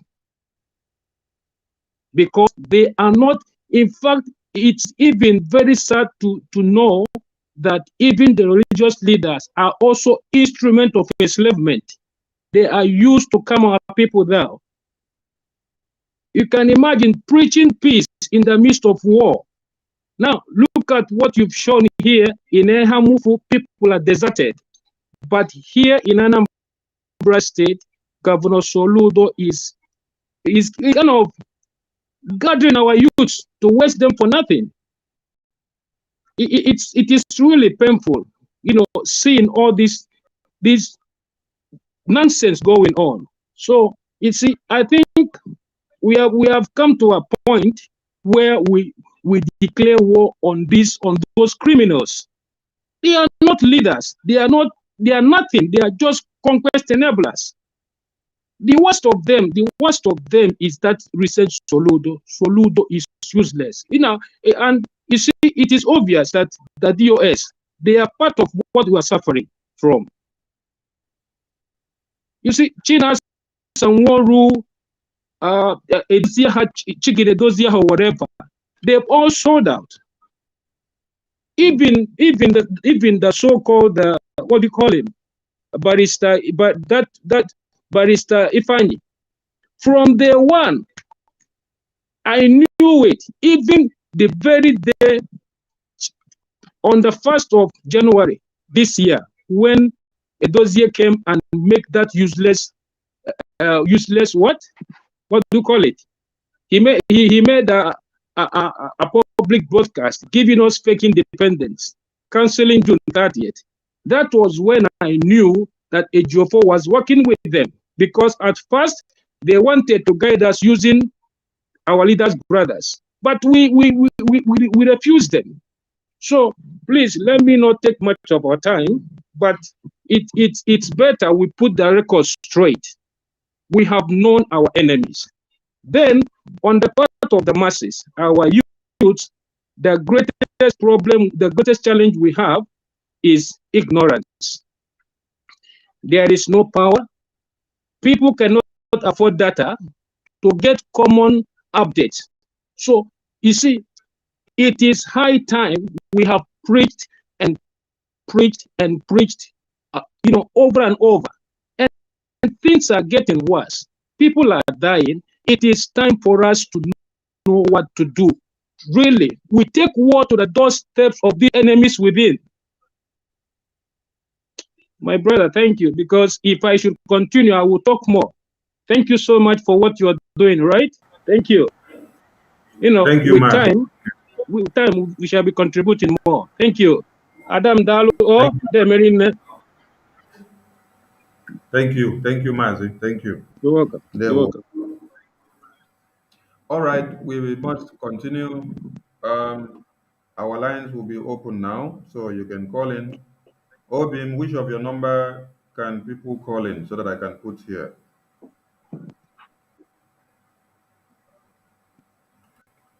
Obim.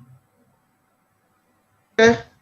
Give me the number that let me pin it on the screen here on my own side. No, just call it for me because I have to type it and then put it Okay. here on the screen. Um,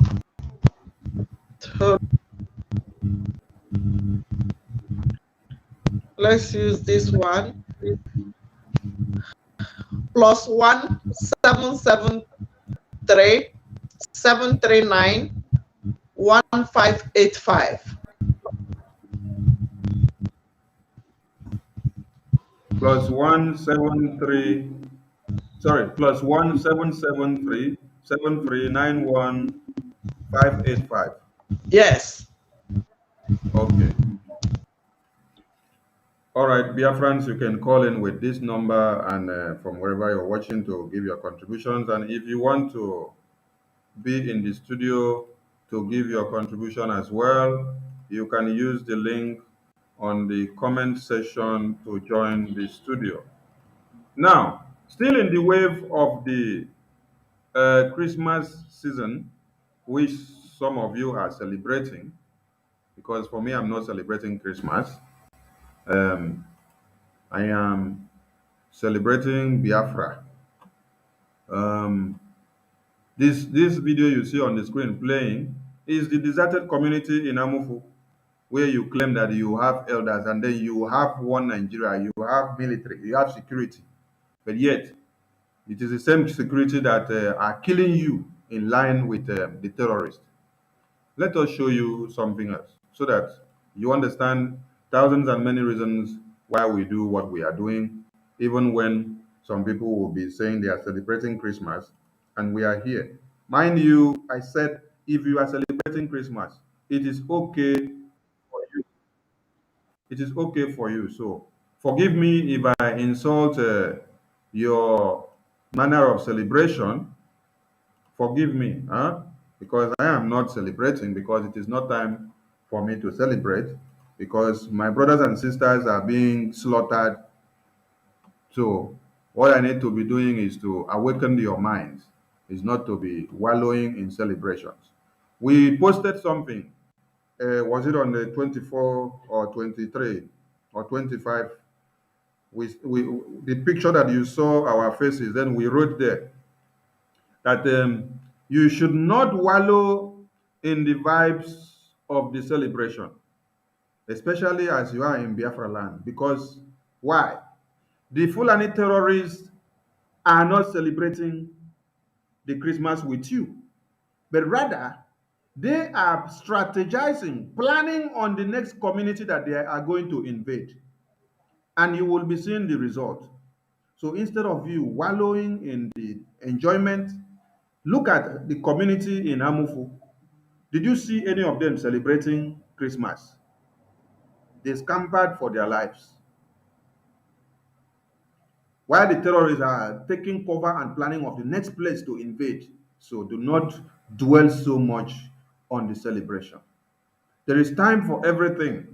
When you are fighting war, you don't dwell on merriment or sentiment.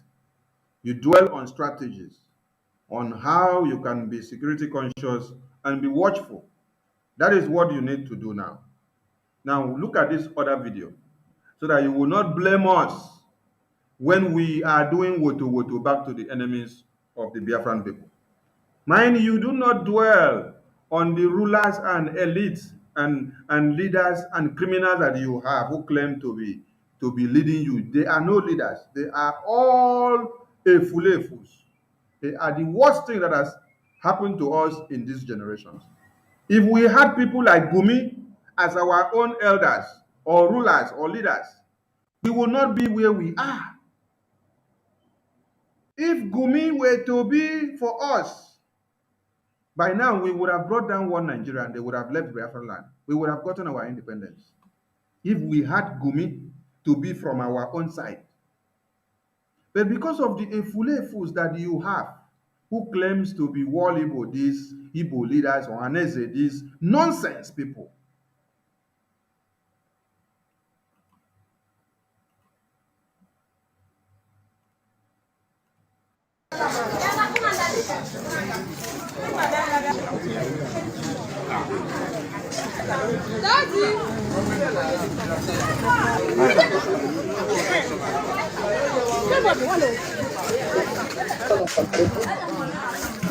I na-aga di abụ boy.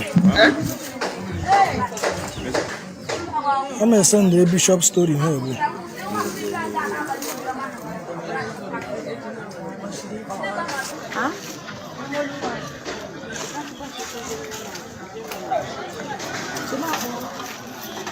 Ma wọn tó ń lé ebùbá agolo bíi amẹ́ lọ́mọdún ọ̀nà ebèrè àyè ẹnu ẹ̀ náà ọkụ mburu lekwe machine ndị bịara abịrị àyè machine ndị bịara abịrị àyè ke ndị ka nọ n'azụ ụlọ ị na-abụba ma ejikwa unu ndị nọ n'ihu ụlọ tawa Friday 23rd iwe oche onye ji gbaa ya ọkụ n'ụlọ onye elie gbaa ya ọkụ machine ndị bịara abịrị machine ndị bịara abịrị ke ndị ka nọ n'ihu ama mechaa aka n'opi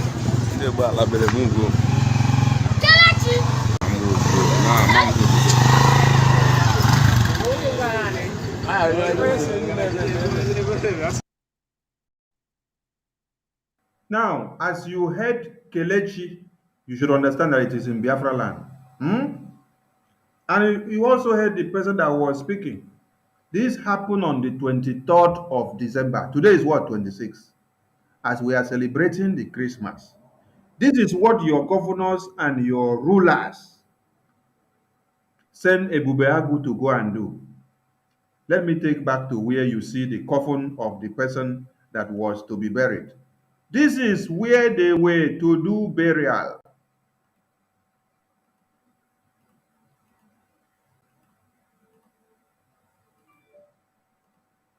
See, this is coffin of someone inside here that they wanted to bury. This one no be say na the one where happened 6 months ago or the one where happened 3 months ago. This is on the 23 of December. Today is 26.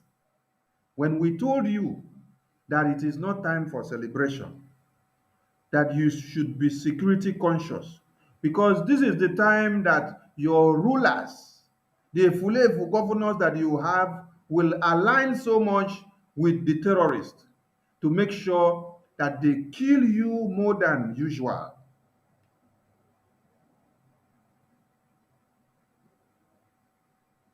Because they understand that at this very time, all of us will be running after the celebration. And so they will use the opportunity to mesmerize with your lives. You see the youth on the other side. These are youth that Soludo has arrested and he is to send them to Abuja for persecution. Now, in another place, I just want people to understand something. This other video in this burial ceremony here is not in Anambra, it's not in Soludo State, but this other youth that you see here is in Soludo State. This other one you see here is in another state, still in Biafra land. Just for you to understand the level of the evil rulers that you have in Biafra land. And this thing here was carried out by Ebubagu in this burial ceremony. You see, they burned down everything here. They burned down everything here. The only thing will remain for them to burn down now the casket. The casket of the person that was to be buried. Now be the only thing will remain for them to burn down in this place. Burials and marriages. We told you people that you should stay away from anything. Keep everything down first. When you are fighting war, when we are trying to confront one enemy, you don't delve into going this way or going this way or doing this one or doing this one or doing this one or doing this one. Do you understand? Because we are in time of war. But it is so disheartening that the people that are heading the Fulanis to come and finish us are not even our enemies, which we could have singled them out very well and know that this is our enemies. They are the people that we are actually seeing them to be our brothers. Which makes it a kind of myopic to reason and to come to a conclusion. So when Gumi said that you should not vote someone that will stop these killings like this, Gumi knew what he was saying. Because all the people that they use to carry out and do all these things, it is for their own good. For the good of the Fulanis and for the good of one Nigerian government. Obedience coming into power will not in any way stop the killings by the Fulanis or the takeover by the Fulanis. Obedience coming into power will enable it as he is one of the enablers. It will make it to go far and wide. So no elections in Biafra land. You have seen how the Fulani terrorists are protecting the soldiers of the caliphate, the terrorists, the bandit that they use to kill and annihilate you. Then you are seeing how your own leaders in the east are actually arresting your own youth, invading marriage ceremonies, killing people, and burning people's houses and communities. Somebody said no sound. How is there no sound? Wait, let me listen from. It's Why? a lie. I'm hearing you. I'm hearing you. It's a lie. I'm hearing you. I'm hearing you. Okay. This person from the comment section, we understand that you are here to distract us. It is very bad that you are the only one commenting no sound, while other people are getting the sound. Okay, so try another prank because this one does not work. Now, any year, because we are, it no be Christmas season, they say we did. But inside Christmas season, terrorists are ravaging everywhere and killing.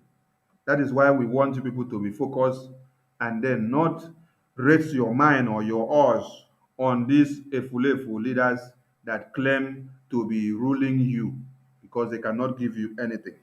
It is only ESN. Like the first speaker that came into the studio said, it is only Mazi Nnamdi Kanu's emergence that has made it hard for all of you to be killed. The ESN that was set up, which we are making sure they stand strong to this very day, is what is making them to have running stomach all the time. That they kidnapped Mazi Nnamdi Kanu and then Simon Ekpa is standing strong. Is the thing that is making their belly not to accommodate any food. Because before the plan finish, we are already strategizing on something else. And you see this autopilot, you will sleep, and then you wake up, and then when you slept and woke up and saw flags in Biafra land, did you hear us announce it before that time? Say tomorrow you go see Biafra flag? No, you just slept and then you woke up and then you saw it. So our own now, as we do now, they show. We know they come make noise. That is why one Nigerian government and your rulers that you have, they are afraid of autopilot. They are afraid when they hear Mazi Simon Ekpa's name. The same way they were afraid when they hear Mazi Nnamdi Kanu's name. They thought that when they kidnap him, that there will be no head again. But surprisingly, Chukwu Okike raised another man to continue so that the children of Biafra will not all be slaughtered in one night. That is why we are here. And we will continue. And we must continue. Let us show you something else. You can call in if you want to. But let's show you something first. Because if we don't show you what is happening, and if you don't see it, you won't take it serious. So you have to see and believe, see and understand. Okay.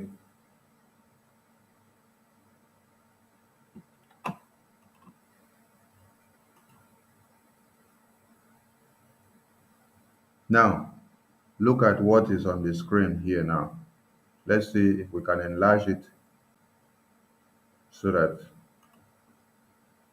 all right. This is inside the same time that everybody is celebrating Christmas. So, tears as families give mass burial to 40 Christians killed by terrorists in southern Kaduna. The point here is when they now say Christians, and then they now come and say in Kaduna, some of you may say, oh no, they are not Biafrans. What do I have to do with Northerners? No, they are your brothers. The Fulanis taking over the country, they did not start in Biafra land. They started from the north. And they were moving step by step, step by step, step by step, coming in every day and night. They pass Benue, pass Enugu, enter, coming down, coming down. You see them in Imo, you see in Anambra, you see in Delta, you see everywhere. You see in Akwa Ibom, you see in Calabar. So when it is happening here, you don't take it serious. It is the same thing that you will sleep and wake up and then you see happening in your community. Harmful community, is it not Biafra land? Is it not? It's not North. I want you to understand something. Because the lives of people killed here and men, they are not worse than me. No. And I am not better than them. So every life matters. So for those of you that are shouting 2023, what does your governors, your rulers do about this? Nothing. Let me enlarge something so that I want you to pick the point that I want you to get here. Did you see the casket? Now, when you look at this casket, you see they are writing names of the people. You see names of the people written on the casket? Oh my God, child. This is really, really hilarious. See, they are writing names of the people on the casket. And why is it that on this very massacre, we only hear that it is Christians? Christians. So, when Gumi said that you should not vote for anyone that will come to stop the Fulani terrorists or bandits who are used to carry out this kind of act here, do you now understand why? Because they are to work as soldiers of the caliphate to annihilate you, to reduce your numbers, and to take over your lands and communities. Do you understand it? That is the point we want you to get.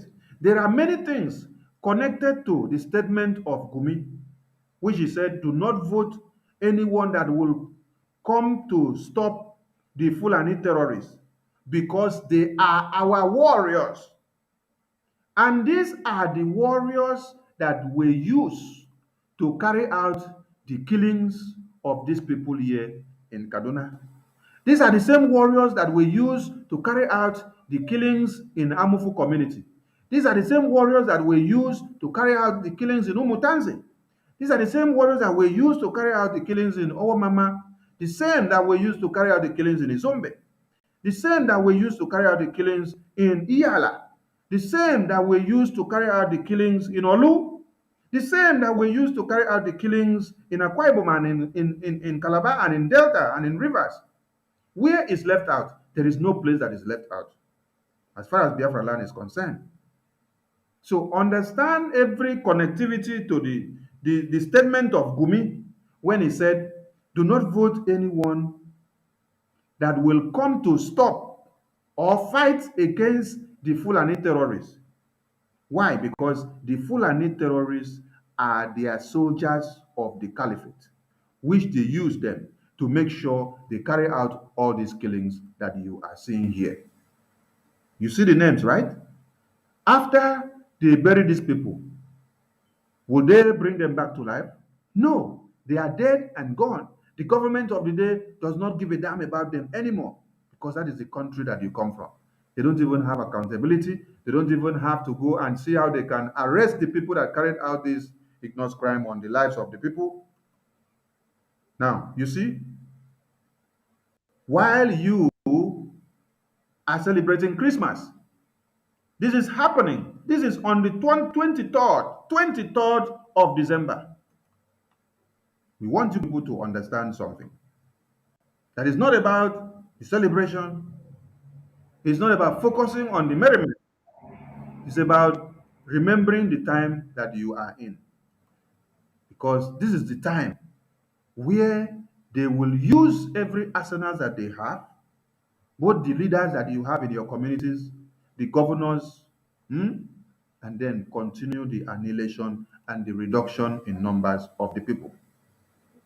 Now, let me do something with the list here. This is the list of the people here that they just took a picture of one part of the list to showcase something. Let me bring that list to the screen for us to see something.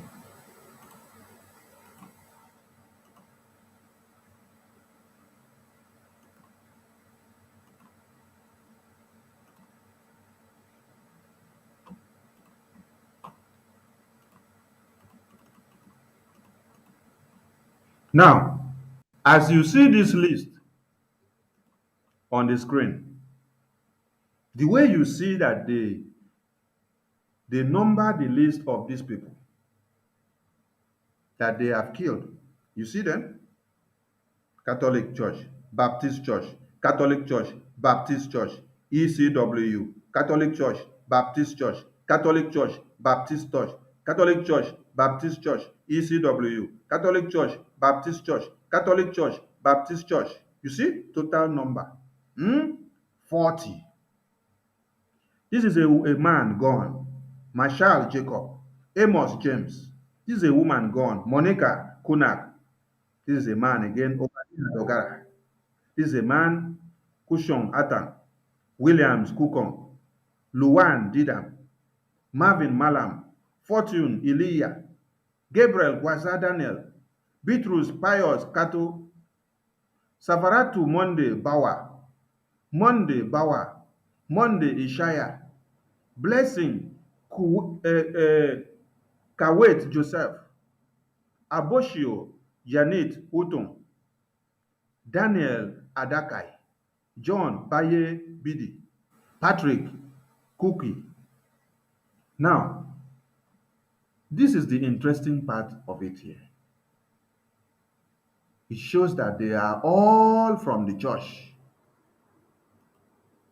They are all from the church.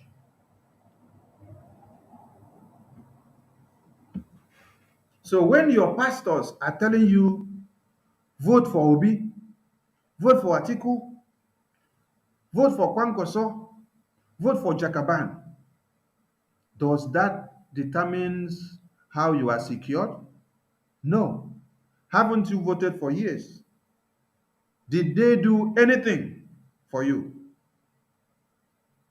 For those of you that believe so much on your religious leaders, who uses church for self-aggrandizement, who uses church as a business enterprise, just to collect money from the politicians and then brainwash you into believing that something that is barren will even come to work.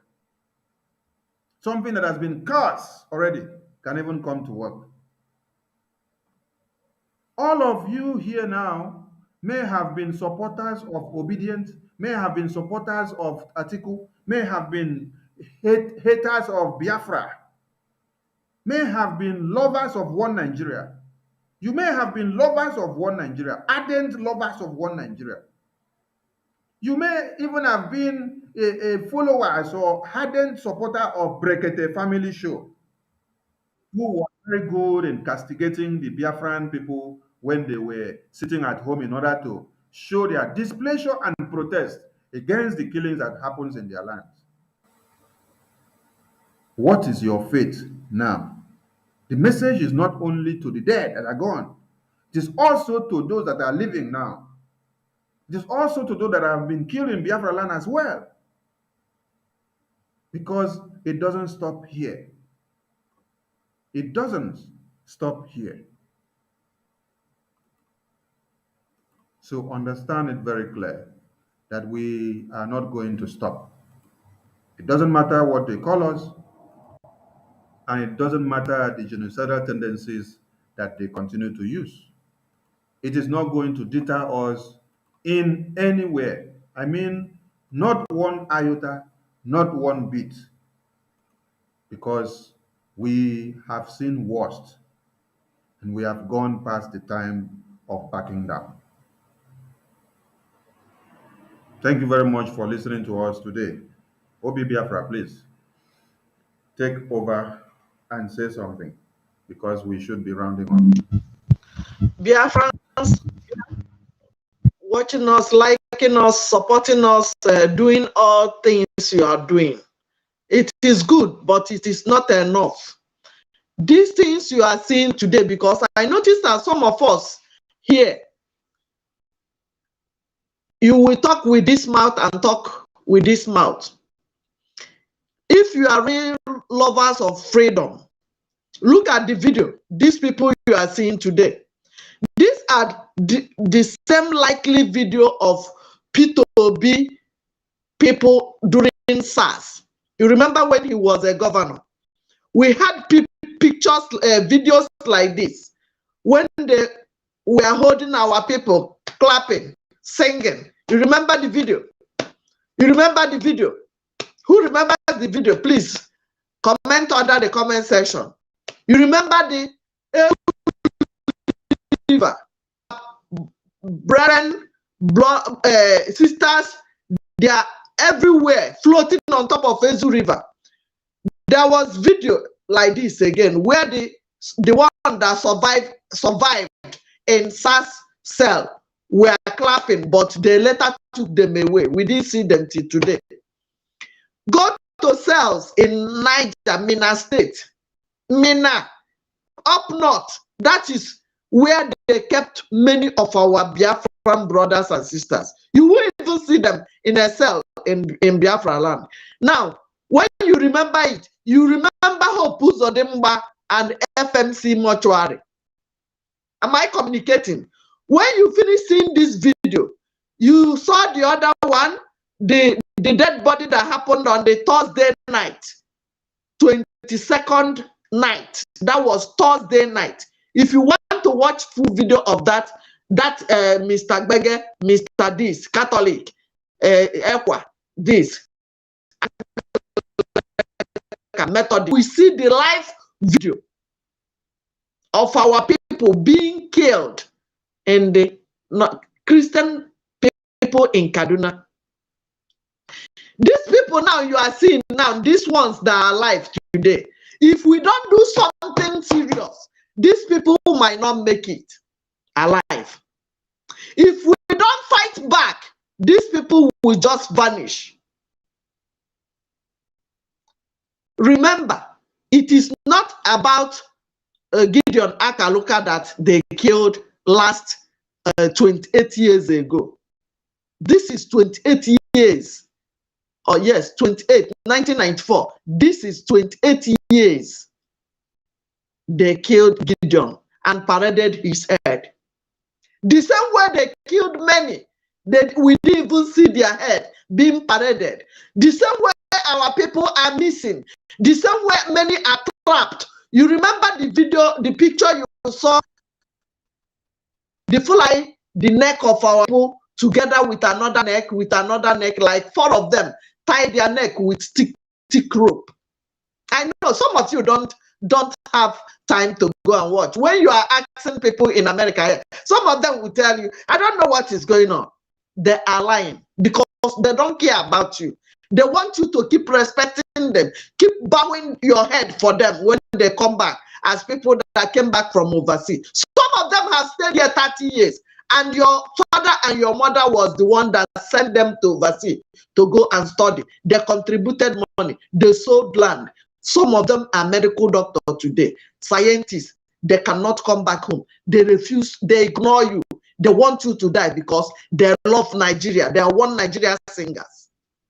That village that is deserted, Check your own village today. How many people are in that village? If they kill hundreds of people they killed in the Hamufu, how many will remain? Gideon head, they parade of them are Gideon's head. If you keep quiet for what is happening in Southern Kaduna Christian area today, it will come back to your own zone. That is why freedom of our people, Biafra restoration is freedom for everybody, even the Hausa, the core Hausas. Biafrans, enough said. A word is enough for the wise. Do whatever you want to do, you can do. You feel it's better for us to go to Biafra land 2023. Contribute your quota, share this message, share it for people that will say they don't know what is happening. I want it to go viral so that they will see this youth. The youth, some of them are the ones singing Obitererente. Most of them are the ones that believe in Nigeria. They will use to do 1 million man. Some of them, Uzodem use them to do campaign. Some of them, Okorausa use them. Ugwani use them to do campaign. Today, look at where Soludo that told you that he is the solution. Soludo's solution. Is this the solution? Share it so that Soludo will hear that if anything should happen to this our brother, all his family will go. Share this broadcast. Ada Biafra from Chicago. Soludo is my brother. We are from the same state. My village to his village, you can use. I can go there within 30 minutes with my leg. If I want to drive my bike, 10 minutes, 5 minutes, I'm in his village. Tell him that nothing should happen to all these innocent Biafrans. If Gumi will tell you today that Boko Haram are their foot soldiers, are their boys working for them, you should, of course, not voting, that you should not do anything to kill Boko Haram, Fulani herdsmen.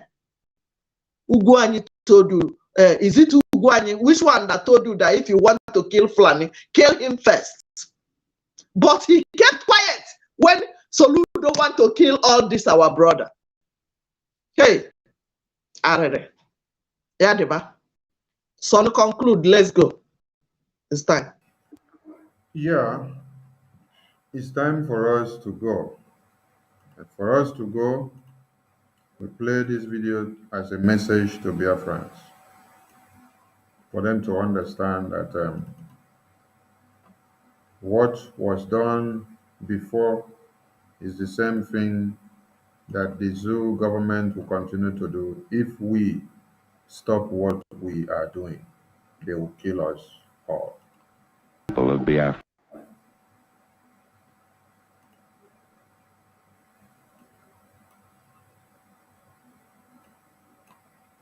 People of Biafra. We've lived in the north for so many years, and the reward the Hausas could give my poor father was to kill him. He was the first man killed in the May massacre. After being chased for some few yards, they shot at him, and then when they got him, they had to slice him into two, like, you know, when you want to slice your bread into two. A human being being sliced into two. Can you imagine such a thing? Biafra is going to emerge as a nation. You know, despite the support of Britain, Russia, Egypt, and some other friends of Nigeria, we all will surely come out as a nation because we are fighting a just cause. Even a little child on the street will tell you this. We shall never go back to Nigeria again. God's grace will surely emerge as a nation. And so, as far as this war continues, we'll fight to the last man.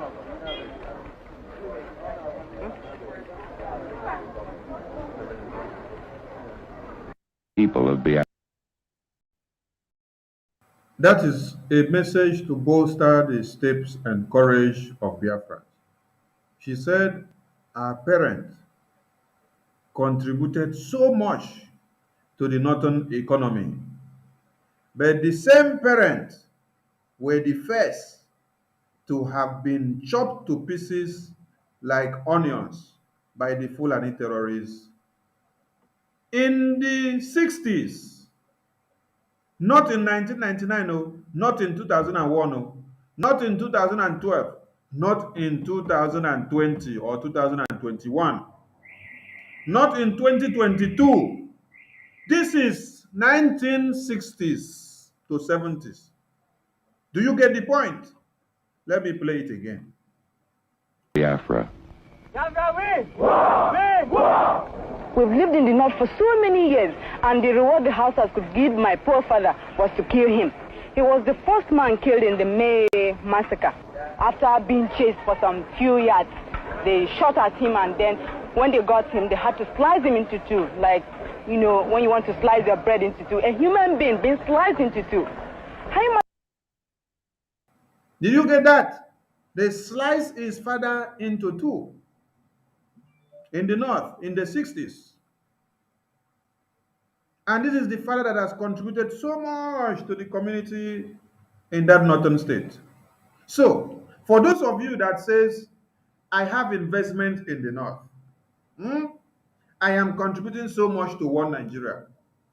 Without Nigeria, or without the Igbo man, or without Biafra man, Nigeria will crumble. Or without a Biafran man or Igbo man, investment in Nigeria will go nowhere. Economy will do this, economy will do that. Remember that you are not the first rich man to pop the economy of one Nigeria. That this girl's father was one like you. But they had to slice the father's body into pieces like bread, the way she is playing it here now. And after she, who grew up in that northern state, mingling with all of them and understanding that she's supposed to be one and parcel of them, saw the way the father was sliced into pieces. This was in the 60s, so this is not in 2021. This is not in 2022. So I want you to carry in the 60s and carry in the 20s and 2021 to this time. Join them together and then tell me the difference. Tell me the difference. It is because of the slicing of human beings to pieces when they get our women in the bushes that made Mazi Nnamdi Kanu to say we must launch ESN to protect our people. This is the same pattern now that they slice the heads of our young men and women in Amufu, which we saw the videos few days ago when ESN had to swing into action. When you see those videos, when you see the photos of the way they cut human beings' heads to pieces, you see the way they butcher. There is another video where Fulani man now sit on top of somebody, use hammer to break the person's head. And all of you don't have conscience to understand that it is not about who becomes the next president of Nigeria. You want to continue to do investment in one Nigeria. What happened here will await you. The best thing you do is for you to decamp. Come and join your brothers and sisters and fight the common enemy if you want to be alive, if you want to still have a name. People of Biafra.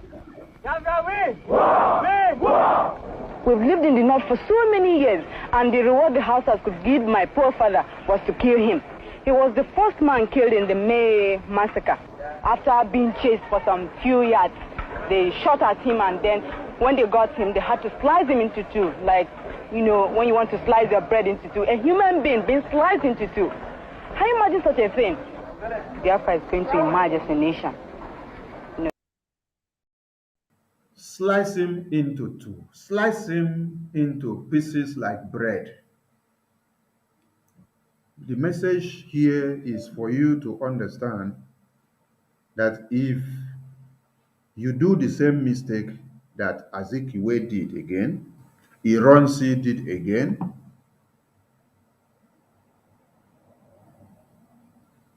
you will still go back to the same position. But you see us, this present set of Biafrans, these young men and women that have awoken, since they took MNK. Hey, we will continue to be the vampires to one Nigeria. Support what we are doing. Mazi Simon Ekpa is the interim leader after Mazi Nnamdi Kanu. MNK was to announce it few days before they kidnapped him. Oh my God. Okay. That is why, while MNK is in detention, he sent message and said, tell Mazi Simon to take over until I come out. Have you people ever asked a question? Mazi Nnamdi Kanu has been with all the 200 and something DOS in all over the world for how many years since 2012 to last year. But he did not see any confidence. He did not see any quality in any of them to say, go and tell Chika Edoziem, or go and tell Muhammad Abbas, or go and tell Miu Miu, or go and tell Asian rep, or tell African rep, or tell European rep, or tell American rep, or UK rep to take over until I come out. He said, go to Simon. Why were those 200 and something DOS members from all over the world so useless that MNK could not pick on any of them? Oh my God.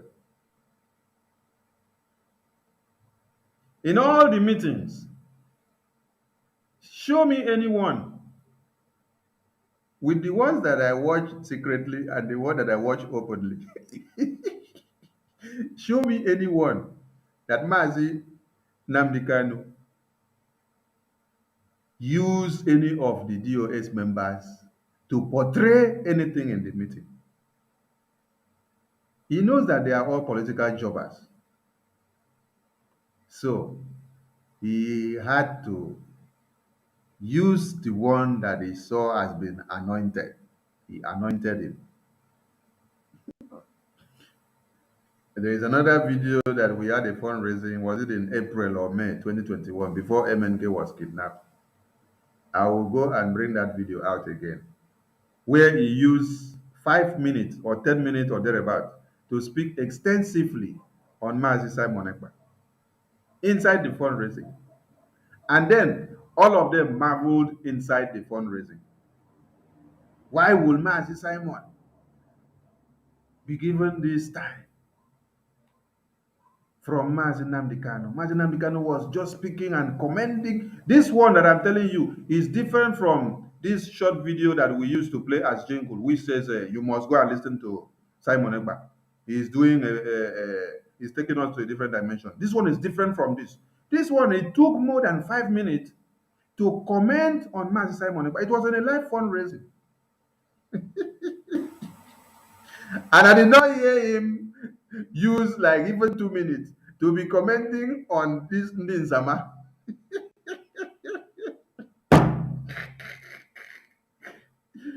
Hey. So do not fight Mazi Simon Ekpa. If you fight Mazi Simon Ekpa, you are fighting Mazi Nnamdi Kanu and you are fighting Biafra. And you are wasting your time. And do not also wait and sit down to presume that you will hear something like message coming up from detention stating that Mazi Nnamdi Kanu said they should tell Mazi Simon Ekpa not to do this or not to do that. No, you will not hear it. If you want to wait from now till next year, you are making the worst mistake of your life, because we already told you that we are not taking orders from anyone that is in detention, any order that is coming from DSS, because it comes diluted. It is no more undiluted. And also, whatever we are doing, Mazi Nnamdi Kanu's hand is not there. So we don't need him to tell us anything.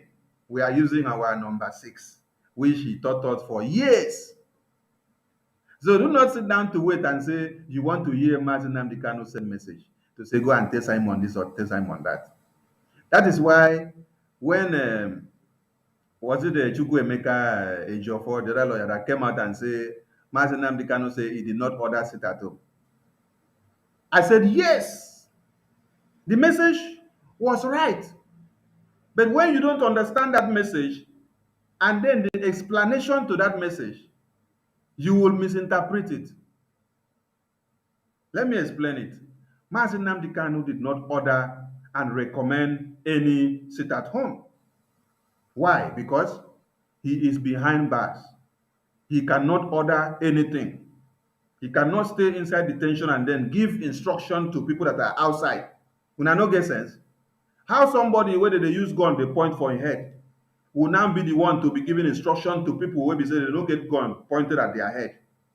That is why he said, I did not give any instruction to any sit at home. So if you're looking for answers for the sit at home, go and ask the people that do the sit at home. Because I am in detention. So how can I be the one to give order?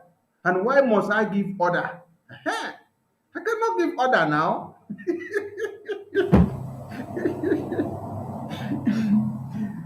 Moreover, my hands are tied. So I cannot be inside here in detention, and then I am also the one bringing strategies on how I will be released inside the same detention. Those are the implications of what Mazi Nnamdi Kanu said. When they came and told you, Mazi Nnamdi Kanu said he did not order sit at home. Understand it very clear. At times, when people come and give message, they give that message when you interpret it, it is to your own favor. It is very, very clear that Mazi Nnamdi Kanu did not order any sit at home. Yes, we ordered the sit at home. The Biafran people ordered the sit at home. The Biafran people decided to do the sit at home as a way of protest. So it has nothing to do with Mazi Nnamdi Kanu being the one to order it. No, he does not need to order it because we cannot allow him to stay inside detention to be giving us order. Any order that will be coming from him will be under duress because they are pointing gun on his head. We are the one to stay here and do everything that we want to do. So forget about anything that they are coming to tell you. They will always come and give you message that will be to your own favor when you interpret it to Biafrans to understand.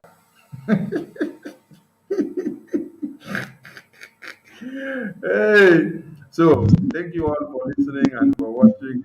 You all are full of brains. And if you have not hit the like button on this broadcast, please do so now. Use the next few seconds to hit the like button. Type something on the comment section. Do anything on the comment section so that the notification can pop up to other people. And endeavor to go back and watch this video from the beginning to the end because it is interesting on every seconds and minute. It is content personified. So take your time and do so. And I will try to cut off the segment that explained about Gideon Akaluka. I'll cut off that side and then I'll post it so that if you want to share it, you can share it. Because it is the untold story of Gideon Akaluka. Let them stop telling our stories. Let us be the one to tell our stories so that we can tell it the right way. So today you've been able to hear the right way the stories were told. And you may likely be getting more details coming up from this case of Gideon Akaluka. We dedicated this broadcast to him and to everyone that has been the brunt of one Nigeria in either ways of being beheaded or lynched or burnt to ashes, because Gideon Akaluka was beheaded at exactly 1:30 a.m. of December 26, 1994. Thank you all for listening. Biafra, we dey go. Thank you, everybody. Love you guys. Thank you for your patience, for your like, and for your sharing, for your subscription, for your consistency. Thank you so much. I appreciate that. Remember, 2023 is the year we are going. Thank you much. Good evening from here.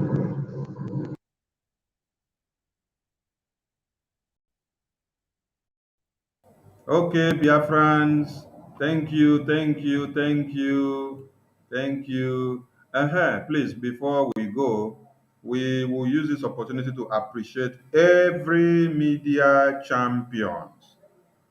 If your names or your faces displayed on the flyer that we made that is circulating on the media, or your face did not display, please, we want you to keep up the good work, and we cherish you all in various ways, because we cannot do this all alone. There are people that are doing the writing and publications. You that is also hitting the like button and sharing, you are doing a lot. You that is pushing everything that we are doing, you are doing a lot. And you that is contributing financially, in logistics, in medicals, and in every other way, you are doing a lot. We appreciate, and we say, please keep up the good faith and keep up the fight. We appreciate every media champions there that are doing the good work to make sure our messages go far and wide. The criminals are panicking because when you do something good, they will be looking for a way to run and hide. So we thank you all, and we say from us from here, it is good evening. And all of you will suffer if you don't repent. You will suffer. Mark my words somewhere, you will suffer if you don't repent from your evil ways. You take money from murderers and from killers to suppress the truth. Biden doesn't know what is happening in Nigeria because they rely on the ambassador to feed them accurate information. And that is not happening because they've been bribed. And that is why people are dying in Nigeria. Nigeria is the only place in turmoil, not making it onto the front pages of newspapers all over the world. Nobody talks about it because they are all compromised. They've been bribed. We don't need your one Nigeria to survive. They tried, can you imagine the nonsense? They brought in their food blockade. They said we will not send food to the south. They are perishable goods. So the items got spoiled in the north. The government now turned around to pay them almost 500. Because what I am saying on Abumanyamini, our people are lame. They are weak. I am struggling to count how many men there are in Biafra land. There are no more men left. Weak,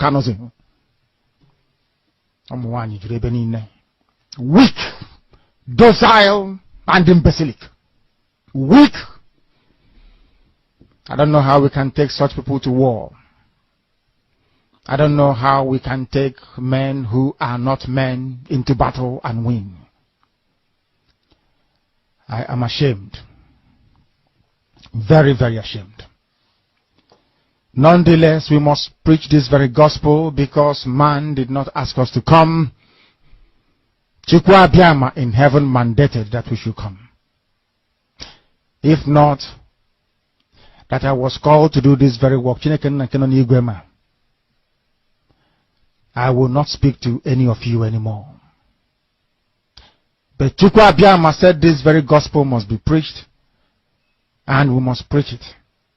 I have prayed since yesterday up until now. My request is very simple. The same prayer I made in secret, I will make out here in the open. Chukwu Abiyama biko. Since it is your intention that your kingdom will be restored upon this very earth, I need men. I need men. I did not say boys. I said I need men. Those of them that you created to restore your kingdom, they should come forward now, not tomorrow, not next year. Chukwu Abiyama. You must bring them now. I did not say tomorrow. Because the insult is too much. It is beyond what any human being can endure. We want to go and get Biafra, or we die in the process, because we are better off dead than witness some of this nonsense going on. The level of insult is beyond what any decent human being can tolerate. They bring their cattle into our land. They desecrate our land. They kill us in the presence of our families and nobody does anything about it. And when the police attend, the police sit idly by as people are being killed by not a multitude of people. Only 4. Only 4 Awasa people can sack an entire village in Biafra land, and we call ourselves men. No, we are not men. Until we redeem our honor. Until we look at integrity and say, we must have a part of it. Until then, to be honest with you. This is Radio Biafra. Now is the time to come forward. I did not say tomorrow. Now, tonight, is the time to come forward. 100 of us, and then we march. 100 and we march. The rest can come later if they want to. I'm tired of broadcasting. I want to fight for my country. I want to carry arms to defend the honor and integrity of my country. I want to avenge the death of 6 million people. I want Biafra to stand as a beacon of hope, freedom, and liberty in black world. I want Biafra to stand as a testament to the glory of heaven upon the face of this very earth. I want Biafra to stand because my obligation to the dead outweigh that which I owe to the living. That is why Biafra will stand, and Biafra will come. 100 men, that's all. And we march. The rest can come later on. I no longer give a damn. The disgrace and the insult is too much. We must go and meet our enemies even if we have only machete and hoes. It is far more better for us to go and meet them and die with a semblance of dignity than with this very humiliation which we encounter every blessed day. We must assemble as quickly as possible. You must go and listen to Simon Ekpa, who is doing a very fantastic job. Very great job that Simon Ekpa is doing. Very, very, absolutely fantastic job that he's doing. You must listen to him and share his videos accordingly. Very, very important. He is bringing a new dimension to this very awareness that we are making, and you must listen to him. Very, very important. You must go and listen to Simon Ekpa, who is doing a very fantastic job. Very great job that Simon Ekpa is doing. Very, very, absolutely fantastic job that he's doing. You must listen to him and share his videos accordingly. Very, very important. He is bringing a new dimension to this very awareness that we are making, and you must listen.